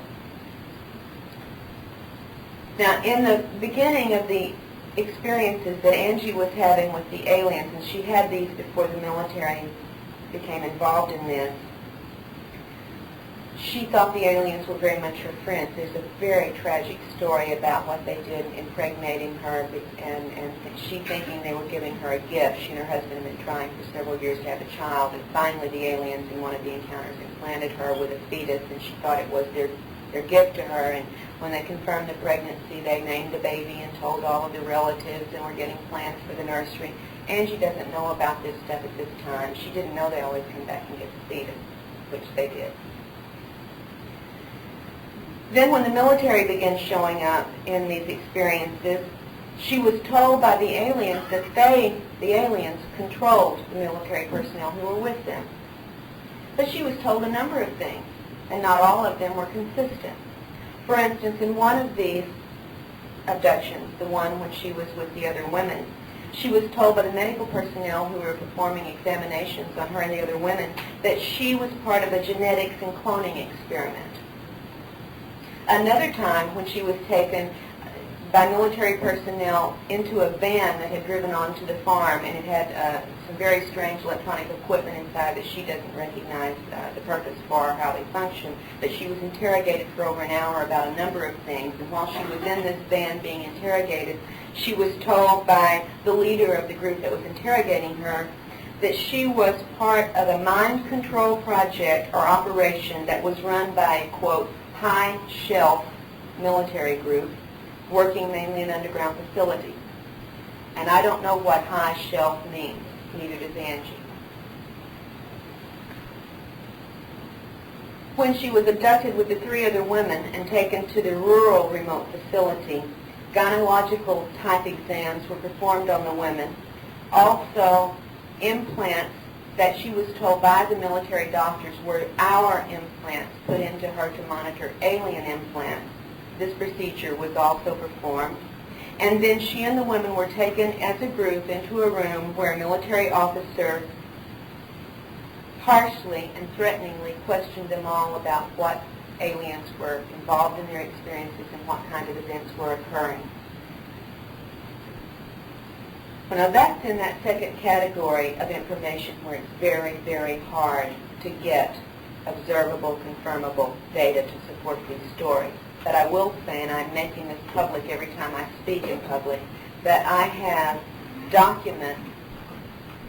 military documents with the names of some of the military personnel who have abducted and threatened Angie. And I have stashed these documents in several places, very safe places, because of the threats made to her, and if anything ever happens to her, they will be made public immediately. We're hoping we can at least give her a sense of some protection by doing this. I think this is sort of interesting. As I said, many abductees have phone tampering and monitoring and so on when they began talking about their experiences, and we've also had this. And when I was doing the work with the women in Taken, at one point I was on the phone talking to Angie, and I was in Arkansas, and Angie was in Tennessee. And we were not on cellular phones. Somebody's asked me that before, so I always try to mention this, on regular phones. And Angie was talking about a piece of information that one of the aliens had given her during one of her encounters, because she asked where they came from. And they said that they came from an area that we would call the region of Cassiopeia. And Angie said, Carla, do you think that could be real, could be true? And I told her quite honestly, Angie, I don't know. The aliens have over the years given about 1 jillion different places of origin, some real and some, made up. I always joke about, Captain Anthrax from the planet Banron, because they come up with so many different names for the places they come from. And I said, I don't know. We don't have any way to check. There's no way to verify. And at that point, there was a slight little electronic zip sound on the line. And a very, very human man with an attitude that I recognized as an attitude at least, commented and said, there's a lot of them out there and we know where they come from. And then a little zip and he was off the line. Now certainly, if the only purpose for telephone monitoring was to gather information, I could go into a number of other accounts involving the human agents and the involvement of different things in my own family's experiences, but I want to go ahead and try to wrap this up and get to the videotape, but I want to at least give you one more episode that occurred with my family.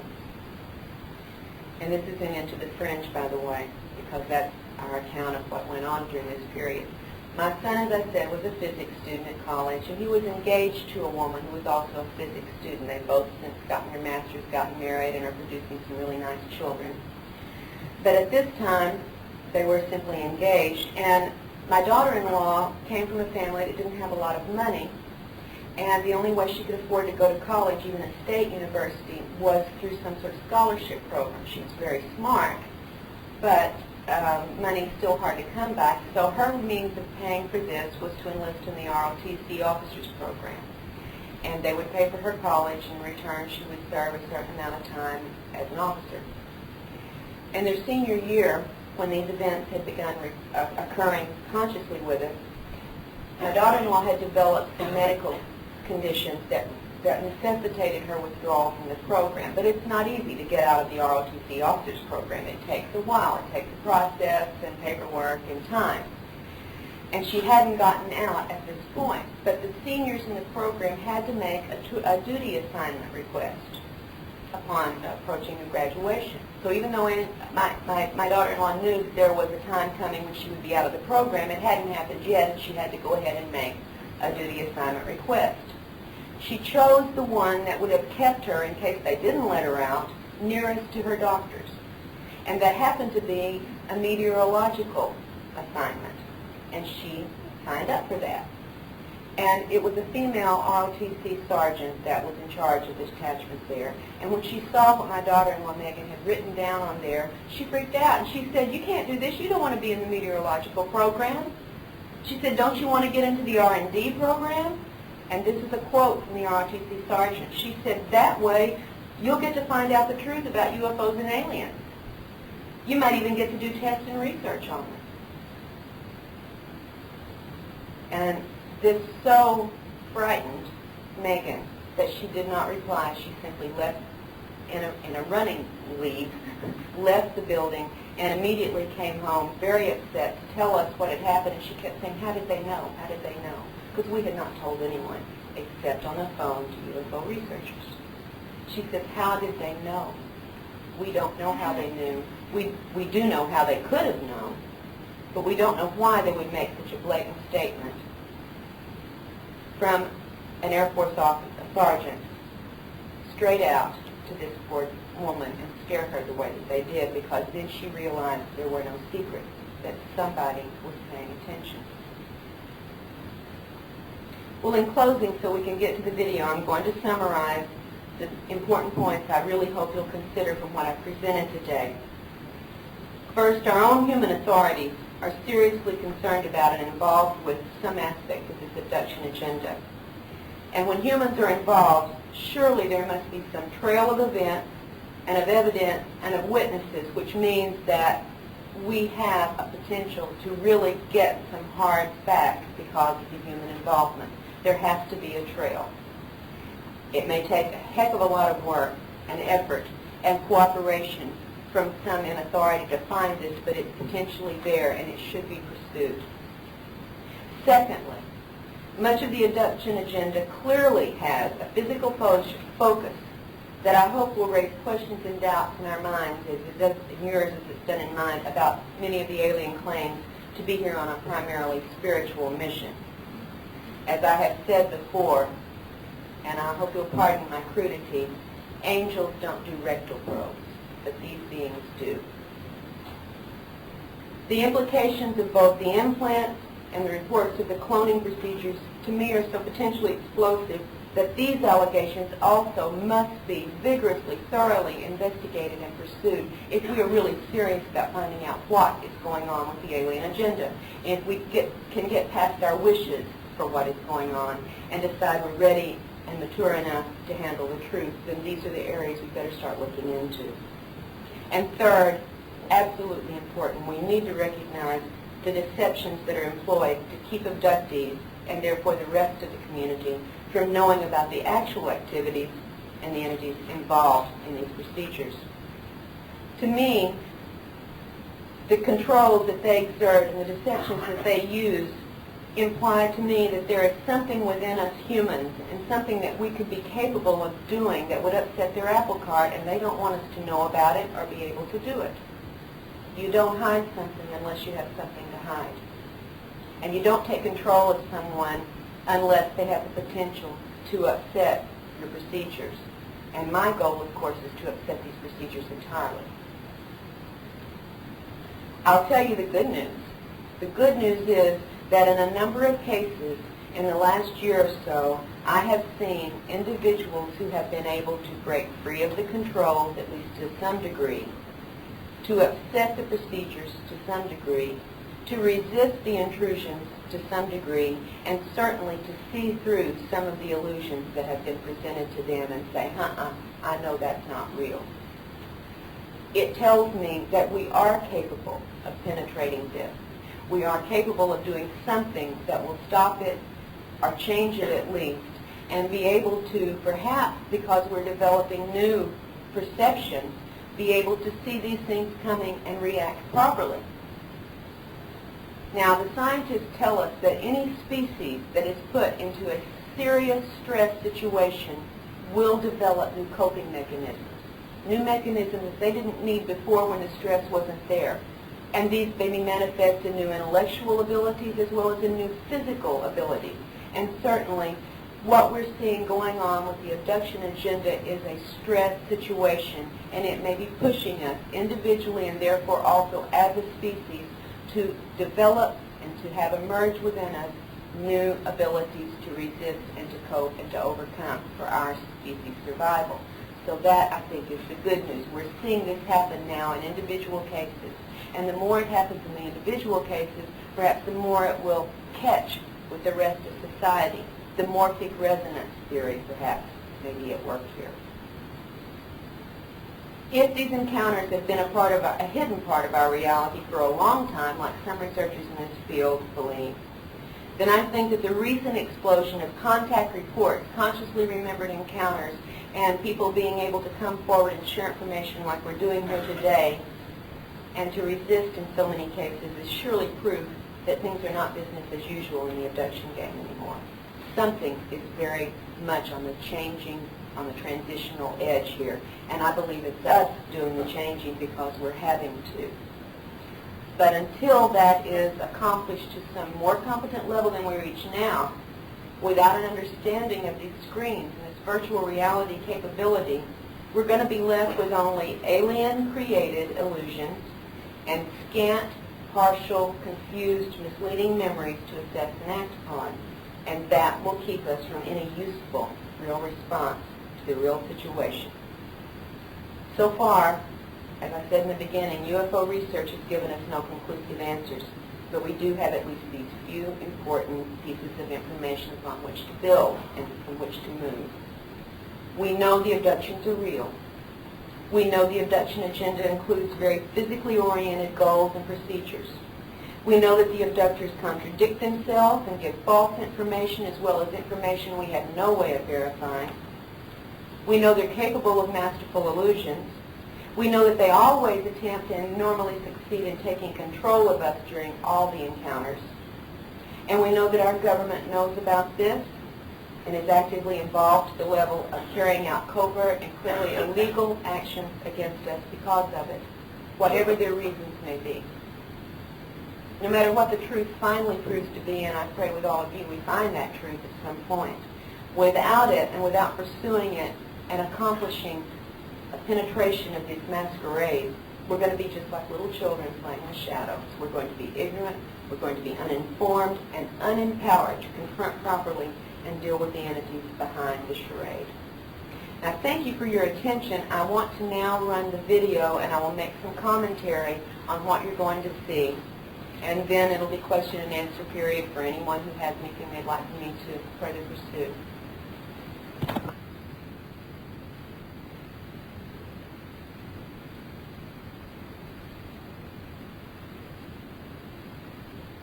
The farm in Floyd Snob, Indiana, and that is the two younger brothers, brother and sister, and the family members. This is where the craft landed in 1954, and the military arrived the next day and sequestered the family.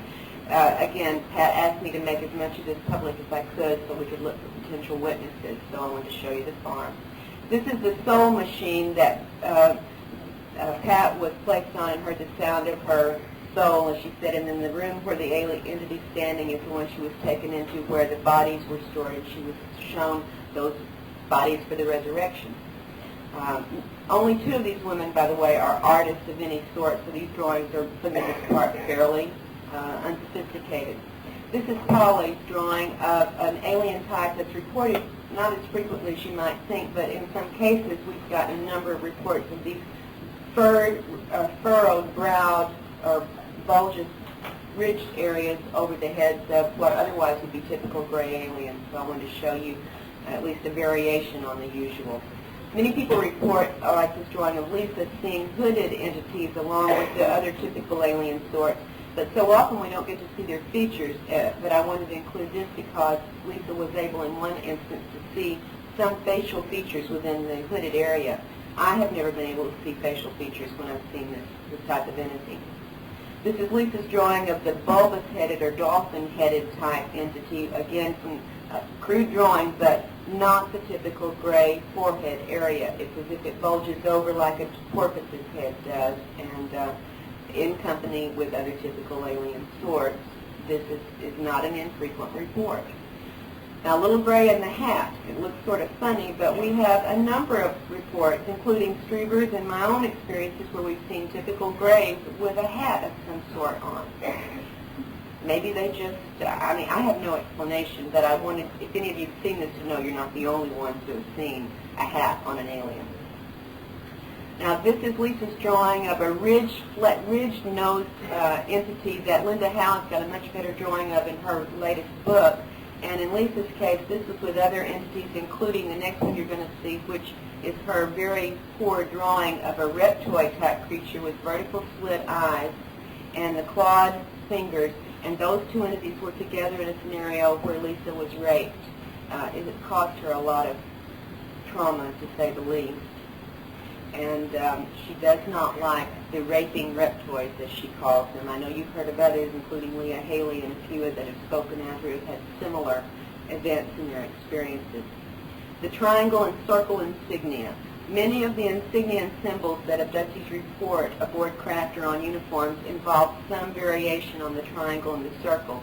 The other typical one includes a serpent or winged snake-type figure but this is probably more common. Some variety. We're going to see another one in just a little bit from a different person. Anita, in taken her drawing of a tan, she said the tans kept trying to beam love thoughts into her and make her love them, and she once reached out and patted one of their faces and said, "Too bad it ain't real." She is a family of abductees going back 3 generations, and she has a granddaughter living with her now who is also having abductions. This is the granddaughter's drawing of what she calls the mushroom men who come into her room at night. She said, however, that this one was about 2 feet tall. That's shorter than what we normally see. Maybe they size them down when they take those human fetuses and grow their little workers from them. Now, Beth was also, as I told you, taken to a southwestern American facility where there were the adobe buildings above ground, and this is her drawing of that facility, the above ground part. It's very, very similar to what Ted saw when he was taken to such an area. And she went through the door of one of these buildings, and she said they were rough and old-fashioned outside, and inside it was pure high technology, taken down underground through a tunnel passage, an elevator tunnel shaft, into this room where she said there were the 2 men in the quote-unquote spacesuits standing at the podium lecturing, where she was with a number of other military officials, including one that we've heard reports on, the red-headed man who seems to be involved in some of the interrogation. Jane, in taken, was told, she's taken many photographs of UFOs, she was told this day, telepathically, clean your lens, get new batteries, we're going to be overhead for you to take a picture. And this is just one of the pictures that she has taken, and these have been witnessed to sightings by MUFON people in her area and neighbors and other relatives. Now, you know about all the body marks. This is just one of the triangles of punctures. We get numbers of triangles of various sorts on abductees' bodies over and over again. I have a permanent triangle of 3 circles on my body. Often we're getting these temporary marks that are either punctures, or scratches, or red areas. The scoop marks. Most people report not knowing how they got their healed scoop marks, but in 3 or 4 cases we've had fresh scoop marks, and before they heal, there's this dark, waxy substance that extrudes from them for a while before they heal. And this is a picture of one before the healing, and it's got this dark, waxy substance coming out of it. Jane also drew this. She said she had seen the light beings, and these were, they looked like long-haired entities sitting around a curved desk or table area. She couldn't see any facial features, and I include it because many other people have described down to the curved table area councils that they have been taken before where they are given certain lectures.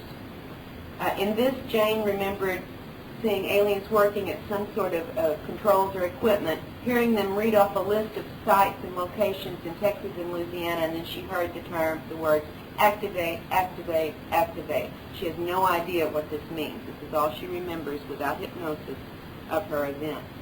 Her drawing of this is just a very fuzzy drawing, but I wanted you to note one thing, the little black box with a number of tubes or hoses coming out of it. She has no clear memory of what was done with this box, but you're going to see an identical box in a drawing from one of the other women in just a little while. So I wanted you to see that, there are correlations.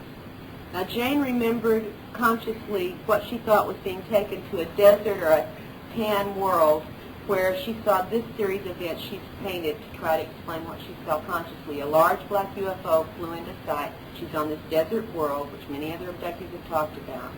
As she watched this UFO, or large craft, beam down an orb of some sort that had various strange designs on it, and she thought that was pretty amazing as she watched this. And then this orb, and the paintings will continue, changed into a black floating sphere. She said it had 2 antennae on it, and it began coming so close to her where she sat on this mesa or this mountain area that she thought it was going to knock her over, and that was where her conscious memories ended. Under hypnosis, she was not on a tan desert world. She was in her bedroom, and this device had probes that did an implant into her ear, among other things. But it was the illusion of being on this desert world that we get reports of very frequently. It wasn't there. She was at home when all of this occurred. This is her drawing of the last thing she remembered consciously, this thing coming up that close to her. Okay. All right, this is Angie in Tennessee. You know about the scorch marks. She had remembered the night before seeing 2 aliens taking soil samples standing alongside a rectangular type device. And this rectangular scorch area remained without growth essentially for about a year and a half. She did not realize that what she had seen the night before, here's her drawing of it, was anything more than a dream until she got up the next morning and found the rectangular scorched area precisely where she had remembered it in her so-called dream. And again, they've been taking soil samples for so many years, we've decided they've got to be the dumbest creatures in the universe that just can't learn anything. I wanted you to see how remote her Tennessee farm cattle ranch is, where they could have lost $11,000 worth of cattle to both mutilations that are classic, according to Linda Howe, and also cattle that are not mutilated, but veterinarian reports say they have died from unknown toxicology. At the same time with the Fife, Alabama mutilations, and this is one of those cattle that they couldn't find the cause of death for, and they just had to write it as an unknown. The next picture is of a calf that was mutilated, and we don't know, I talked with Linda about this, we don't know if it was human agency trying to imitate an alien mutilation, or if this was an alien mutilation that was somehow interrupted. They had cut the triangle piece of skin, as they often do, but they had not removed it yet. The jaw had been stripped, but it was as if it were either done by humans imitating the alien mutilations, or an interrupted one. We really just don't know in this particular case. I didn't understand that. There was some blood, yes. This is the fetus that Angie recalled when they induced the miscarriage or abortion 2 months after they'd impregnated her, and she noticed that it was about 3 times larger than a fetus, a human fetus would have been at that point of development, and it had the black eye, lidless eyes.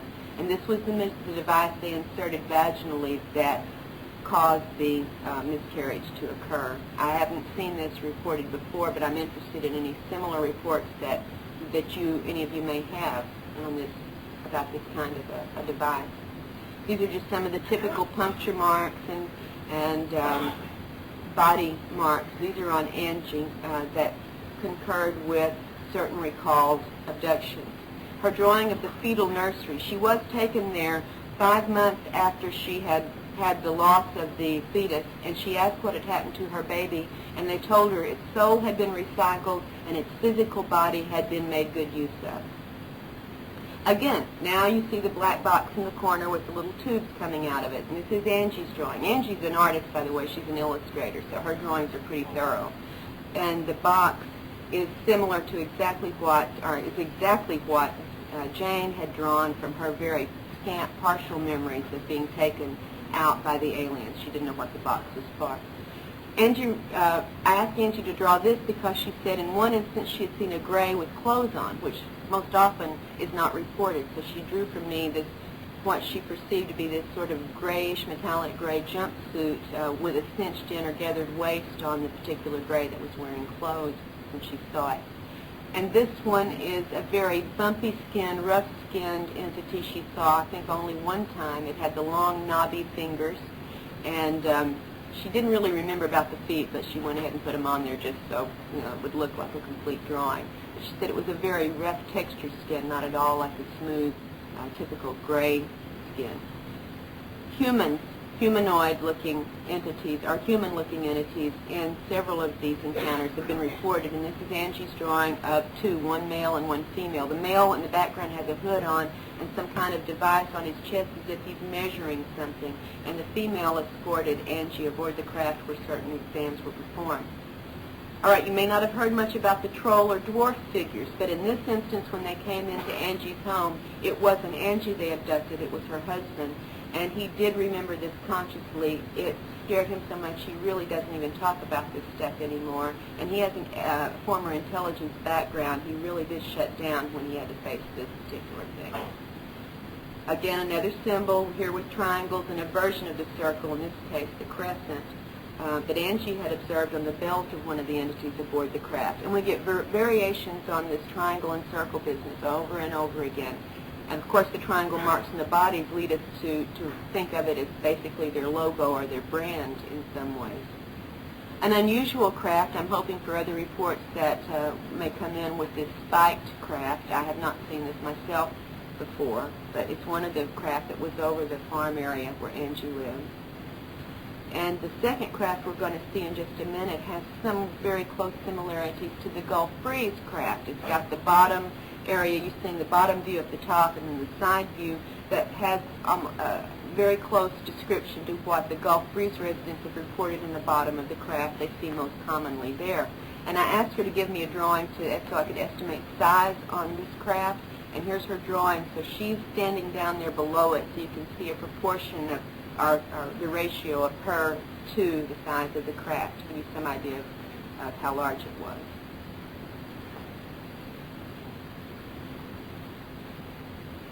My timing's not always great here between talking and showing these shots. So, okay, now Angie was flown with 3 other women into this rural military installation, and this is what she reconstructed a map of the facility from what she saw flying in.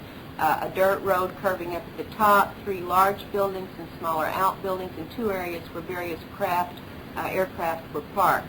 She was taken into this building, and that's where she and the women had both physical exams and were interrogated by the military officer. We have not located where this facility is. It's very rural, but I know where the other facility is that she's been taken to, as I said, and I know the names of some of the people involved in her interrogations there.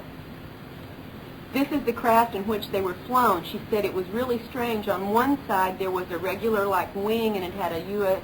flag on it, insignia on it.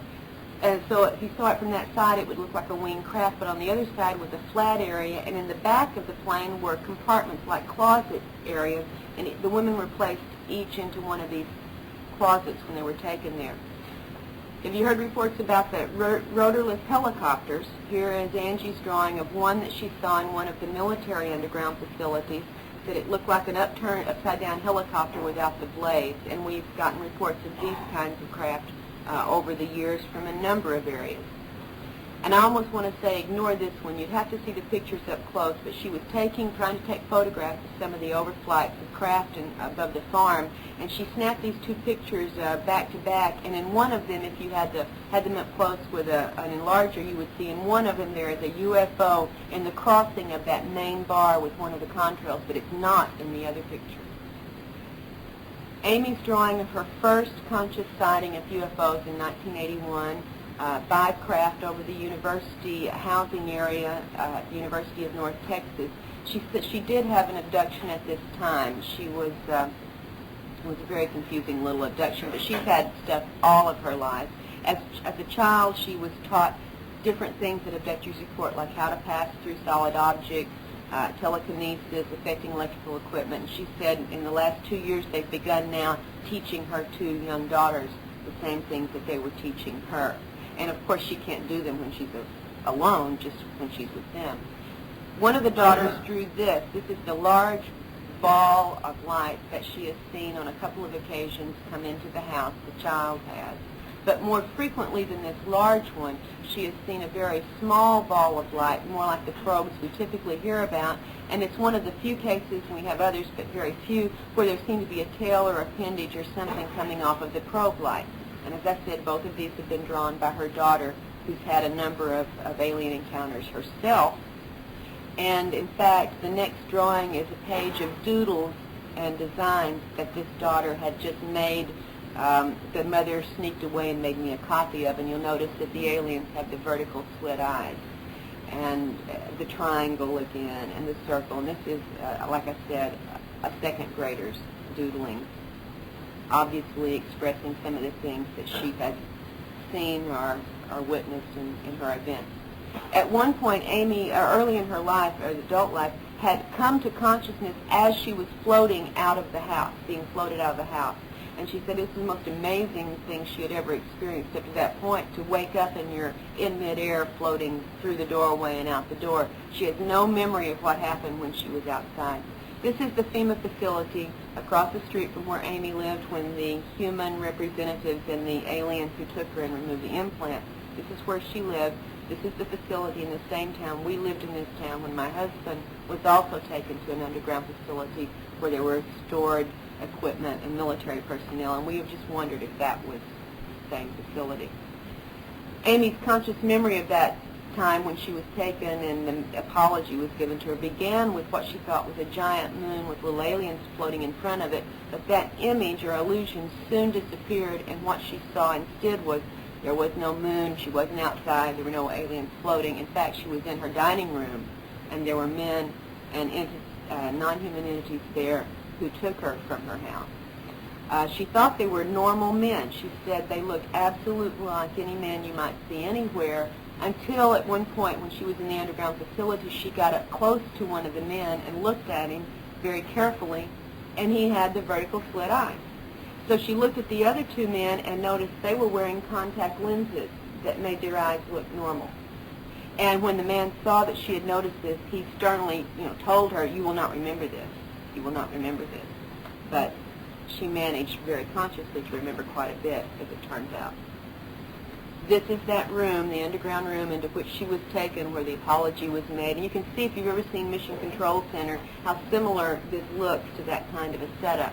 Lots of the little gray entities working, several human-looking men present, and then, of course, the alien who was dealing with Amy. Now, this one, curiously enough, had what looked like a plastic mask over part of its face. And I've talked with another long-time researcher into the UFO reports who has gathered, in fact, a number of cases he calls the plastic face cases. Several instances through the years where the aliens have seemed to have had a plastic mask, as you can see indicated here by Amy's drawing. She said the other alien entities didn't have this on their face, but this particular one did have this masking of everything except the eyes. And it's her drawing of the procedures, a metallic pencil-shaped object that was intruded into her ear to remove the implant, which then exploded, or disintegrated, I'm sorry. It just disintegrated into pieces after it was pulled out of her ear. I think there's a drawing of what it looked like before it disintegrated coming up very shortly. Let's see what the next, I don't remember the order exactly here.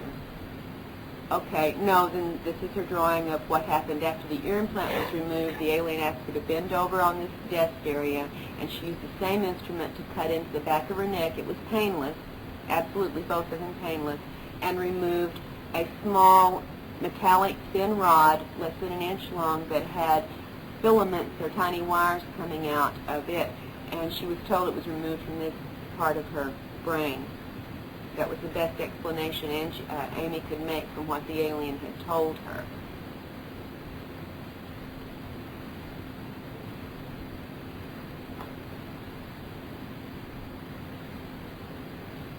That top square box shows the flesh-colored shape of the ear implant before it was disintegrated, so you can at least see what it looked like. She said it was flexible, it looked flesh-colored, it was almost transparent, and embedded in it were certain little tiny filaments of some sort.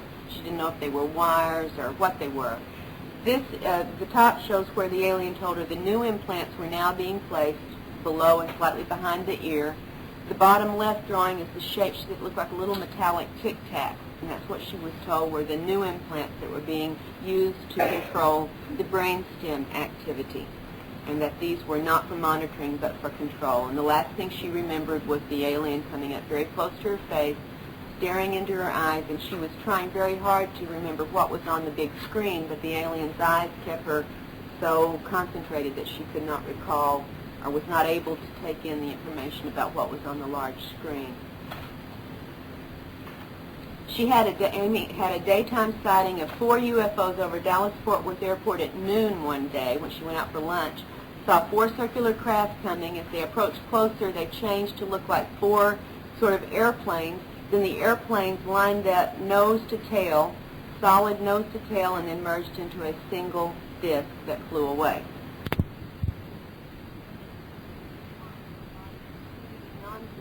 This is one of sort of a nonsense mark on one of the abductees' legs.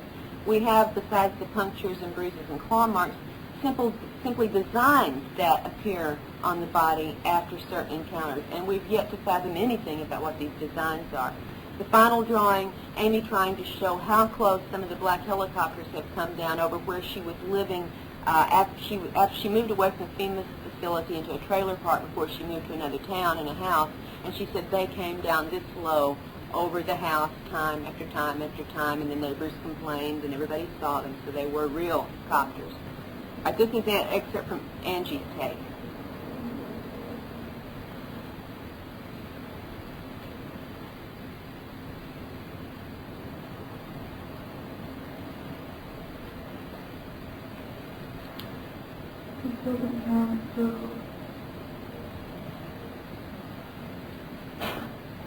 February 27th, 1:35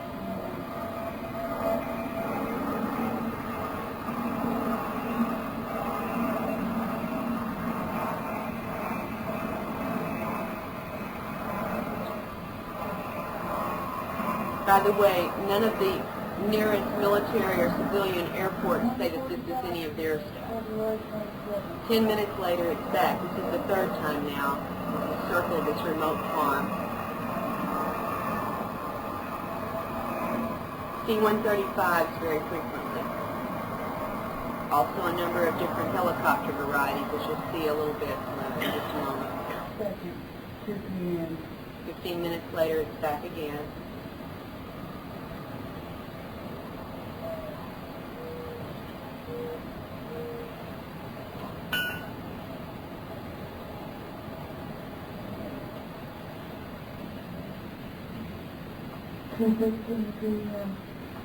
February 22nd.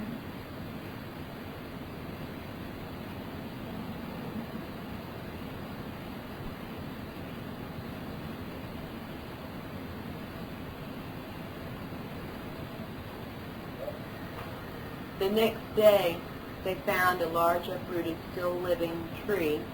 They don't know if it was coincident to what was going on. It had not been storming at all. It had rained a couple of days before, but there was no storm that night. If you'll notice, smaller trees around this large uprooted tree are totally untouched, February 23rd. except for two at the back of this small stand where it had the tops sheared off, cleanly sheared off, but even small branches right next to where this was sheared off were untouched and undamaged. You can see now for comparison size of the tree. And we did get tree, wood from the tree. It was alive when this happened.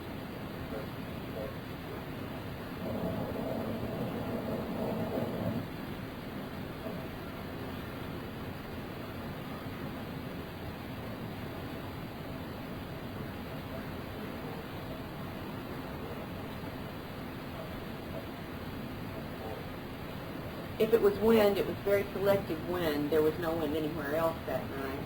And you'll see a very small tree standing immediately beside it, totally untouched. As I said, the other trees, except for the two tops sheared off of trees, were totally untouched. No damage to even the limbs, the branches, the twigs. See how close that tree is?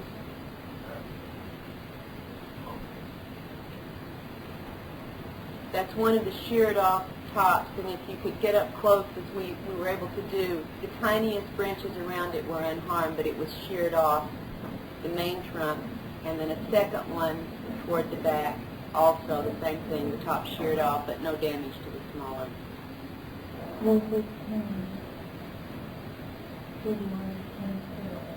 3 days later.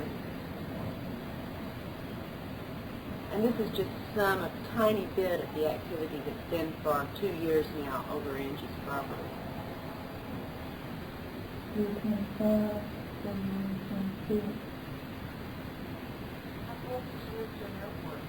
About 45 miles.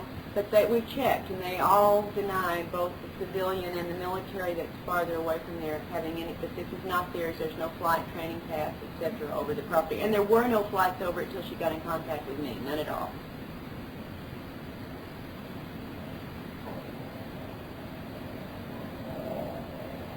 Just, C-135.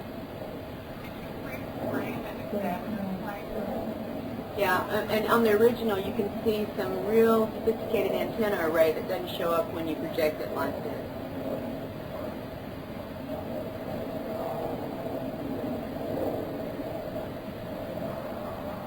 And then of course,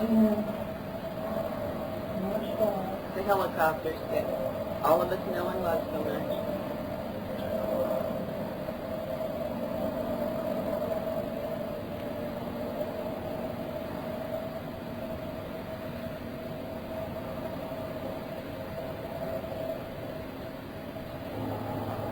6:50 p.m. March 5.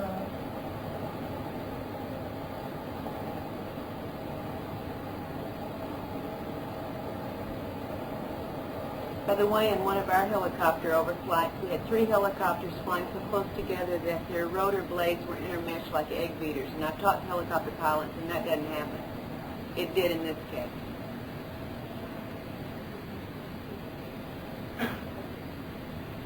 They were in a triangle formation.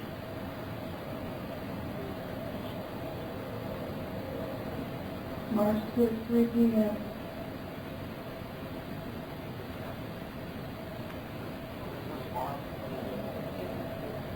I'm not allowed to give more than the Tennessee location because of threats that have been made.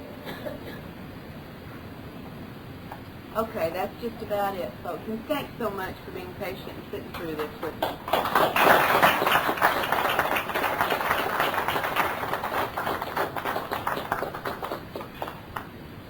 Now, if you want to leave, please feel free to. If you want to ask questions, I'll do my best to give you an answer. Now, let's Okay? have a few questions for maybe 20 If you want to. I have a Yeah. question. Yes. 2 questions. One, how do you know that the abduction took place over generations? And 2, how did you get the documents that you need to go on? Well, number 2, I'm not going to tell you about. This is part of my protection. I'm not going to tell you about because of what's happened. She asked how I got the documents with the names for the military personnel in Angie's case, and I'm not going to discuss it. It is my only protection for Angie. They're going to stay totally undiscussed until such time as anything happened to her. As for knowing how this has been intergenerational in our family, I'll be happy to tell you. We know it goes back to my husband's grandmother in our case because 2 years before she died, the family knew she was getting in frail health, and they got a video camera and asked her to record for the family's posterity some tales of her childhood in East Texas, and they were very, very poor farmers. And in the course of talking about things that had happened in her family to her as a child, she described, without any knowledge, what was a classic abduction, missing time scenario, with the screen memories of the unusual, this very unusual animal that led her off into the swamp. She was missing for a couple of hours. The family searched everywhere, and then she said this real pretty lady appeared out of nowhere and led her back to the property. When you study abduction accounts with the screen memories with children, you get very typical stories like this over and over. Both his mother and father have had conscious UFO sightings. They have had the father was with him when he was abducted as a young child and remembers the situation. His mother has had the balls of light, the missing time, the MIB experiences, Men in Black experiences, both before he was born and afterwards. And his son, when he was young, described the aliens coming into his room as well. So that's how we know about it in that case. Yes, sir.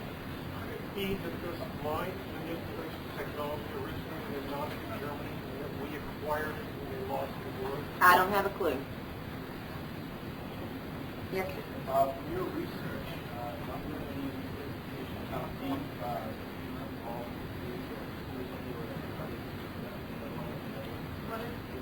FEMA is the Federal Emergency Management Agency. It would be easy for you to do some real quick homework to find out about FEMA. From the descriptions of the interior facilities that a number of abductees reported, correlated with official descriptions from these supposedly civilian facilities, we realize that there is a correlation in the kinds of facilities, furnishing, storage, etc. So we're making a surmise that it could have been a FEMA facility in a number of these cases. However, in other cases, it doesn't seem to have been FEMA at all. I don't know what the involvement is beyond what the correlations between the descriptions we know of and the descriptions from abductees might give us. Yes, sir. You said something about there being working with the humans. If they are, then why would we be so pressed to want to find out about this if they're working with them? Exactly, a question that I find very, very important. If they're working with the aliens, why in the heck do they have to abduct abductees and ask what the aliens are doing? My point of thinking on this is first off, that they are probably not working with the same aliens who are doing the abducting, if they're working with any at all. Secondly, as at least in some cases the aliens have said when there were humans present, that they are controlling those humans. And we know what can be done to us abductees, so we don't know what controls might conceivably be used.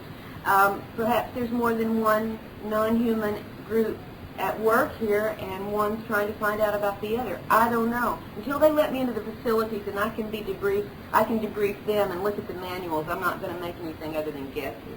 Let me get someone who's not asked a question yet. Yes, sir. If you have any knowledge of what technology is on an aircraft, if you have any knowledge, well, I have a brief that if I could share, not to include, but I know someone who's in Gulf of Desert Storm, and there was a raid carried out with 3 UN guys. They kept them without information until they went out. There was a raid carried out, and they bombed the mountains around Baghdad. Technology, somebody has technology, or Air Force, they hear conversations on the ground. This was in the middle of I understand that. Yes, in fact, at one particular overflight, Angie had the radio on, and the radio began to make a really, really strange noise. She quickly grabbed an audio cassette tape and recorded this noise, and we took it to radio sound engineers and had them to analyze it and see what kind of disturbance, interference, etc. could cause it, and they could not identify it. It was not known to them from their work what the source of this interference. So it was not common technology, at least in that particular case. Yes, ma'am.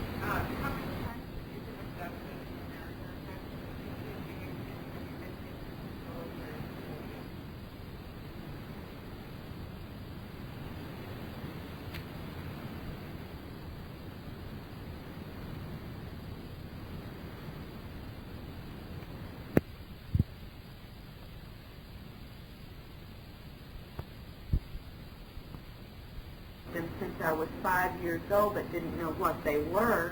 They would seem to have been very sporadic since I was 5 until the 1987 period, where we had a year and a half of hell, and they were as frequent. One time, in fact, when I got involved with some other abductees after we had gotten through this initial phase of making contact, there was one particular one who would call me for support, and he said, encounters a couple or 2 or 3 times a week for a while, and I didn't believe him. I just said, Fred, they just can't be doing that. I mean, they can't just be having all these people dealing with just you. I mean, I think you're making some of this up. And for 14 nights running, I was abducted after that. To show me, I guess, they can mess with you every night if they want to. Normally, however, after that year and a half period, the activity that we were aware of waned to where we would have something maybe every 7 or 8 months. The most recent time I have consciously seen an entity in the house was in November. And it was one of the hooded entities, and it was on my husband's side of the bed. And I was not paralyzed. I was able to sit up and wake him up and make him turn the light on. I watched this thing for quite a while before I, had the nerve to do anything. And when we turned the light on, it just poofed away. So it has been much less. In May of '92, an abduction was beginning. It was very familiar from what we had been through consciously before. And I had gotten past all the fear that I had that first few months, because fear is a really bad thing. They like it for one thing, so I don't want to give it to them. And secondly, it paralyzes your ability to respond. So I'd worked my way through being fearful, and I turned it to anger, which was much more effective. And I heard the onset of the abductions. There's a certain sound that had occurred a couple of other times when we had a conscious abduction. And I heard it again in the middle of the night, and I came up out of bed and I said, "You're really going to be sorry tonight. I'm kicking your butt." And that one stopped that night, but then they came back several months later. Now, however, since I got over the fear, they tend to either keep me totally out or let me see just very, very little, because they know, I guess, I'm going to try to kick. I'm going to try. So it's been less activity after that year and a half. No, I do not remember seeing any military facility. I'm only telling you what I remember. I don't remember that. Yes. Have any of the abductees reported being told or seen scenes of vast future destruction on our planet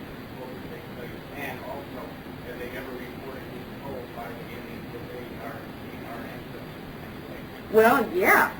First off, many abductees have been shown the scenes of destruction, including my daughter-in-law when she was 12 years old, waked up in the middle of the night where they did basically a slideshow showing her these scenes of all sorts of destruction. That's just so typical. I mean, it's everywhere. You can find that anywhere. And what was the second part of the question? Have they told any abductees that they Our ancestors? They told me that. Yeah, in 1981 I had a 40-minute encounter. Of course, I was put in an altered state, but I didn't know what they were. I thought I was having a vision or hallucination or whatever this thing was. I'd come home to cook dinner. This is into the fringe, by the way. It's almost a funny story, but it's not really. But I'd come home to go cook a pot roast, and I hate to cook. At the time, I really hated to cook. Now I just don't do it. But I was going home to cook, and I'd left the neighbors and gone into the back of the 5-acre farm where we lived. And walking toward the back of the house, I hit something that felt like electric force field. And it was not painful, it was just shocking, and I started moving real slow with the controls that hit. And everything I saw had a little glowy, shimmery color thing coming off of it, everything. And I looked up, and under the big cedar tree behind our house were these 4 entities about my size. They looked like human outlines of shadows. You could see almost through them, no facial features. They were standing side by side. The one on the end had his arm out at me, and they mentally started talking to me, telling me that they loved me, they were my ancestors, how good it was to see me. I thought I was having a hallucination. Okay, I did not take these things literally real. I moved slowly towards them. They came and circled around me, and their hands started like moving like this, about 6 or 8 inches around my body. And I said, what are you doing? And they said, we're just checking to make sure the knowledge we implanted. And I took the word as pocket. In your pocket is set to activate or go off at the right time. And I said, what are you talking about? They said, we put all of our ancestral knowledge in here and you can tap into it.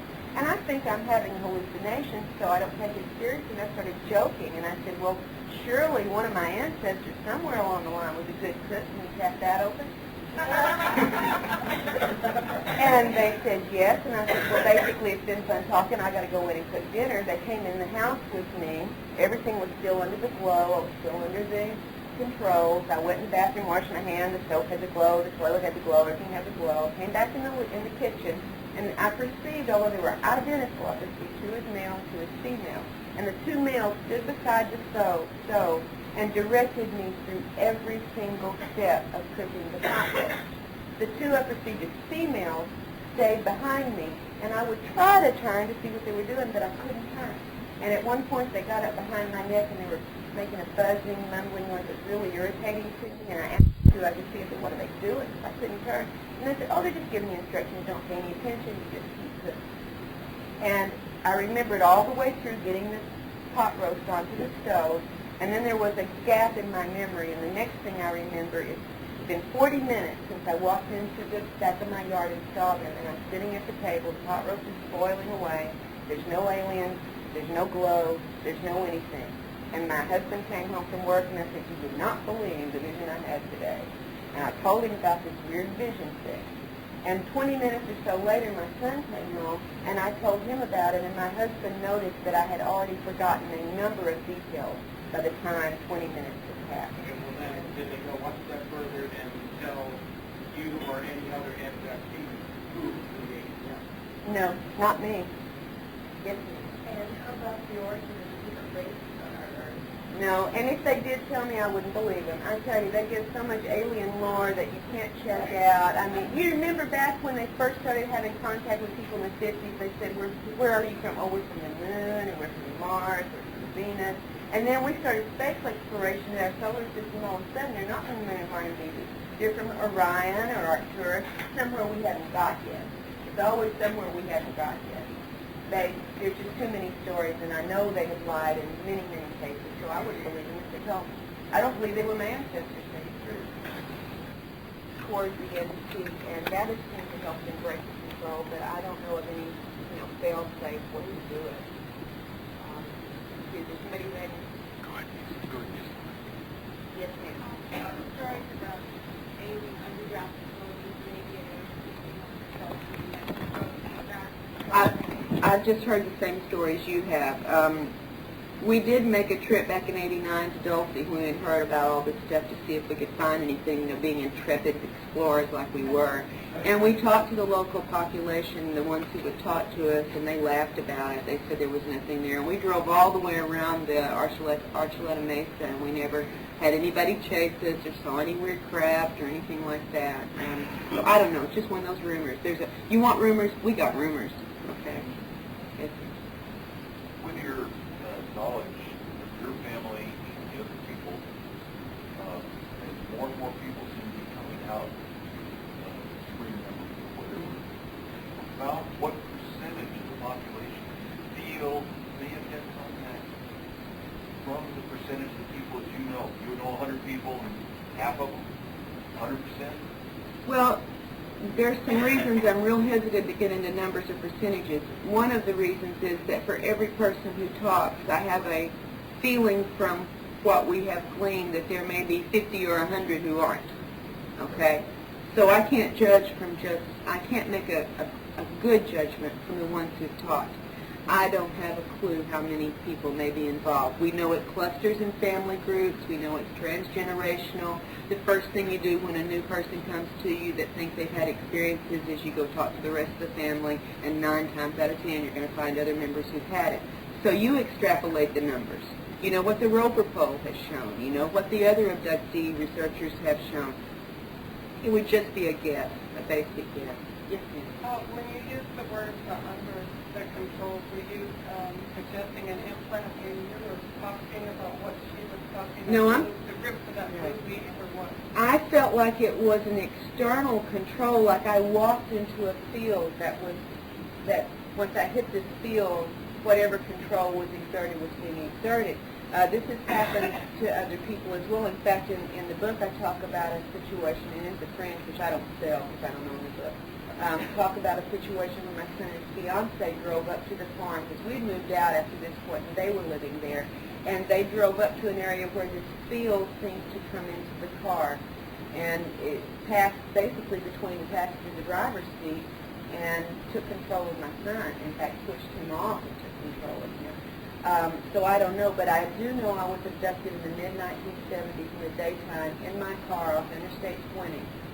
And I remember having something done that was inserted into my ear, but I thought they were putting in something, taking something out of it, examining it. I don't know. So I don't know. I've never had anything show up on X-ray. Now, my mother-in-law, on the other hand, who I said had experiences before my husband was born and afterwards, was having back problems about 3 years ago, and they were talking surgery. And we said, before you do surgery, you might want to check the chiropractor out. It's a little less dramatic. And finally convinced her to go to a chiropractor. And when they first get a patient, they do a head-to-toe X-ray. And when I went back with her for the X-ray analysis, and when we came in, the doctor said, "Miss Turner, you didn't tell me you had brain surgery." And Miss Turner said, "I haven't had brain surgery." And he said, "Oh, yes, you have." And she said, "Oh, no, I haven't." And he showed her on the X-ray a healed incision into the area over what we call the third eye and the forehead. On another case, Beth in the book, the one from Puerto Rico, when her family was abducted in 1978, she suffered a number of physical symptoms, including the rash, the hair loss, and nausea, and eye problems. And she was like 28 years old, and the eye problems got so bad she had to have surgery. And when she went in to have surgery, the doctor said, "You didn't tell me you'd already had eye surgery," and of course she hadn't. My husband just had a root canal a month and a half ago. When he went in to do the x-rays for the root canal, the dentist came out and said, "I want to do those x-rays again. Something's really weird here, and I don't understand it." And he did the second set and got the same thing. One of the teeth, and the teeth are another part. We could talk a whole day about abductees and teeth. But this one was one of the back molars. He said apparently had been sawn cleanly through and then somehow fused back together, and the saw line was still all the way through the tooth. That he had never seen that before. Didn't understand how that had happened. So yeah, there's some kinds of, we just don't remember certain things. That doesn't mean we don't have the physical effects of having had it happen. Yeah.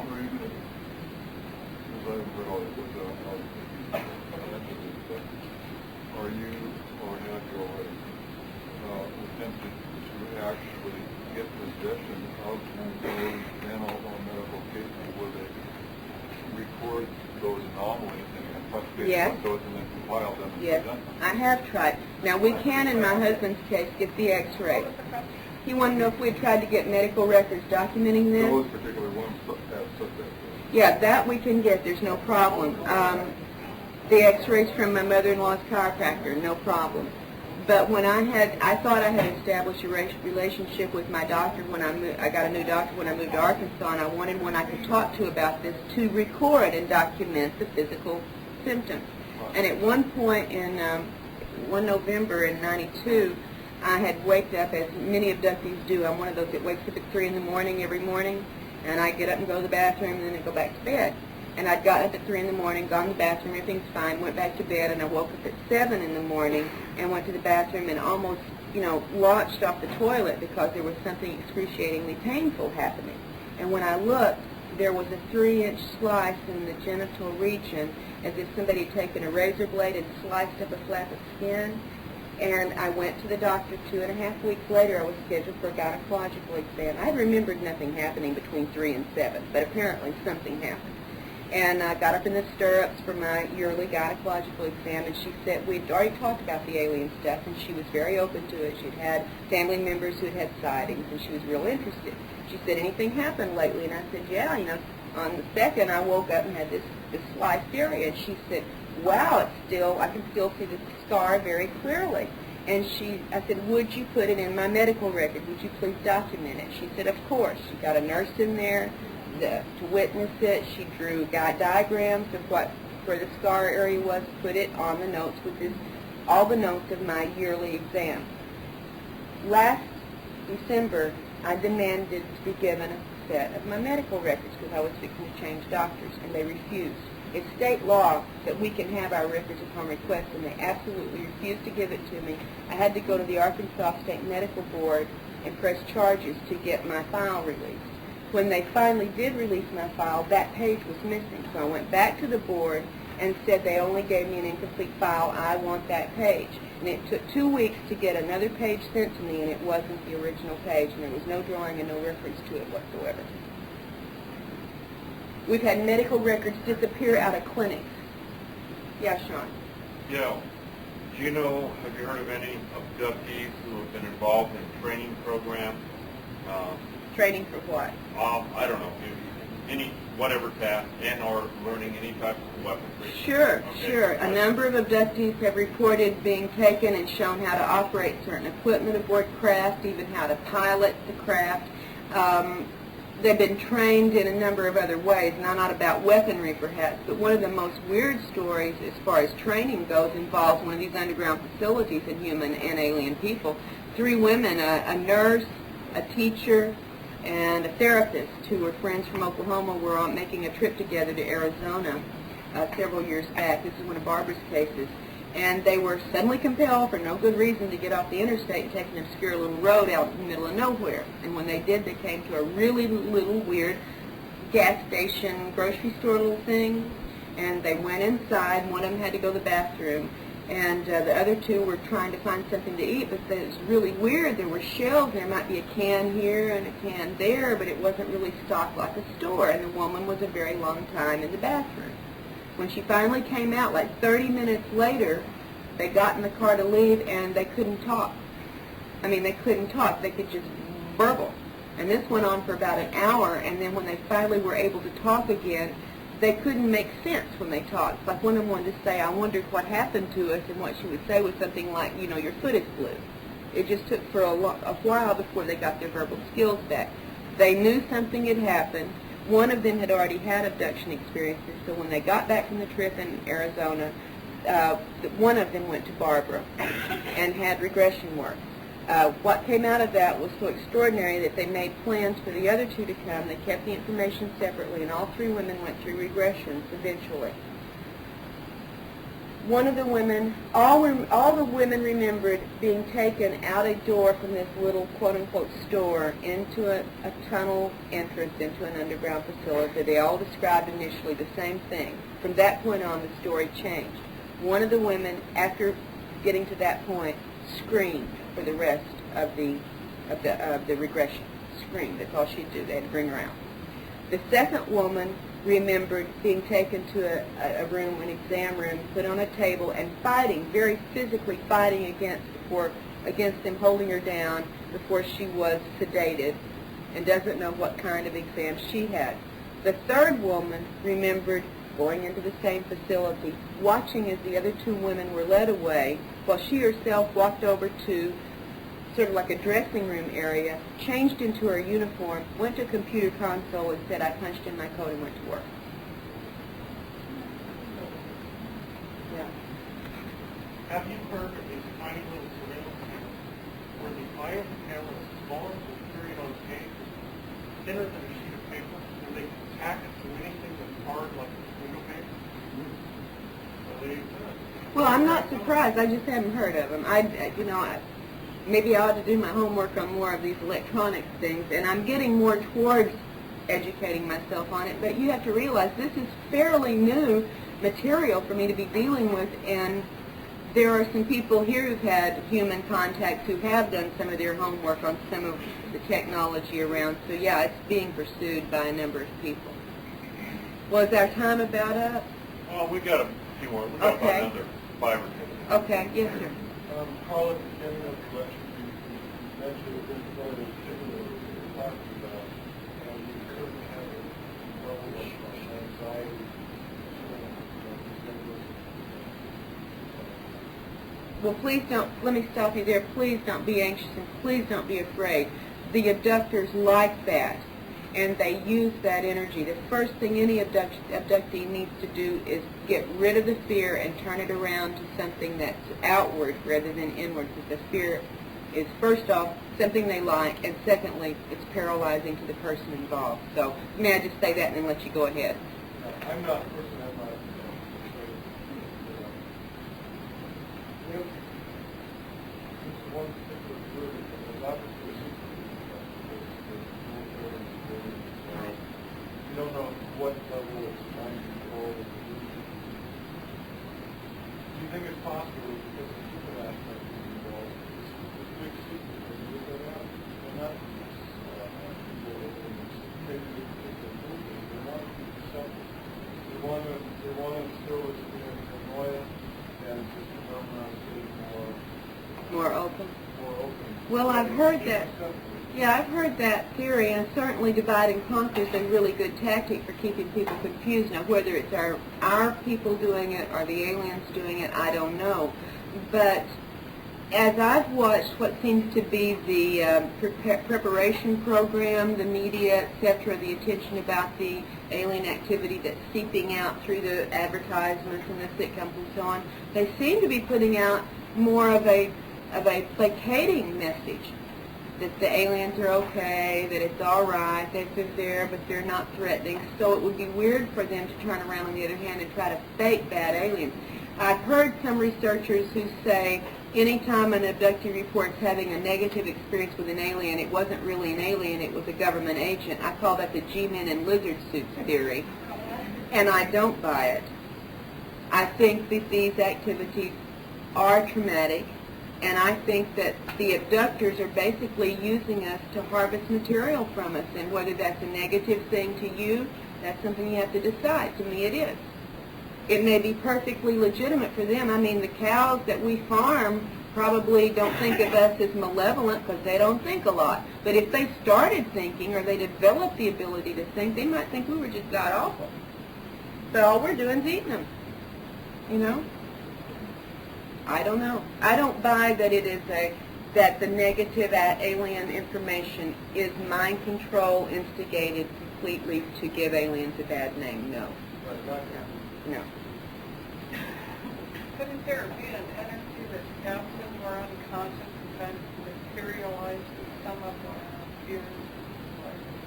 Well, yes, there could be. There could be. I tend to think from what the evidence we've seen is that it's technological rather than that it's physical. Could it be both? Yeah, could be anything. Why don't we ever consider that? Well, people... The subjective. Yeah. I don't hear that, aliens coming from outer space and using this technology or the government using it. But if we were censored maybe spiritually, nobody could use it one way or the other. Well, I think certainly whatever resistance might prove to be the most effective will come out of our interior strength. Yes, I do think that's a real possibility to pursue. Yes. When you mentioned about this woman, they said, look, we sent the clone to the office today, they didn't know the difference. But not the people there identify a difference more than just physical, I mean, what you ate, and you wouldn't know how to talk, habits would be different. They didn't. Supposedly some They way didn't. which they transfer the essence of the person with it. Oh, we've got a lot of doppelganger reports, is what I call them, where there is apparently a copy of the person active doing something at point A while a real person is at point B verifiably. So, and this has even happened with my husband. I mean, this is not insanity. My husband was in, I said, Army Security. And at one part of his assignment, he was in Berlin. He was on base, working in the room with other people in this, you know, in his duty. Well, at the same time, totally across Berlin, he was going in his home. His family saw him at home when his co-workers knew he was on base. And this is just one instance. There's many times we've had double abductees show up where we knew where one was at the time. We verified that, and yet we have verifiable reports of a copy of that person seeming to be that person in an entirely different place. And no one ever identifies that difference on the basis of No. how they acted, and No. what happened, and what they ate, and eat. No. He remembered being at work. They verified he was there. You don't walk off of a security assignment and go strolling home. He was there. But he was also, or somebody just like him, was also a host. Came in, did weird things. Came in, walked through the door. His wife came out of the bedroom. She was married before me, and said, "What are you doing home?" He totally ignored her, walked into the bathroom, shut the door, stayed for a amount of time, came out, walked out of the house, and left. And when he really came home, she said, "What the heck was that?" So they did notice the difference. Yeah, That's well, what they were yeah. wondering. But she thought it was him. She thought it was him. Yes, sir? Two questions. One is that have you personally through your suspect noticed any common thread with that practice? I've been asked this many times, and I've tried to think if there was anything I could say was absolutely a commonality. And even this is not a commonality. I can think of a couple of exceptions, but for the most part, the only thing I've noticed that's a commonality is extremely good, tender hearts.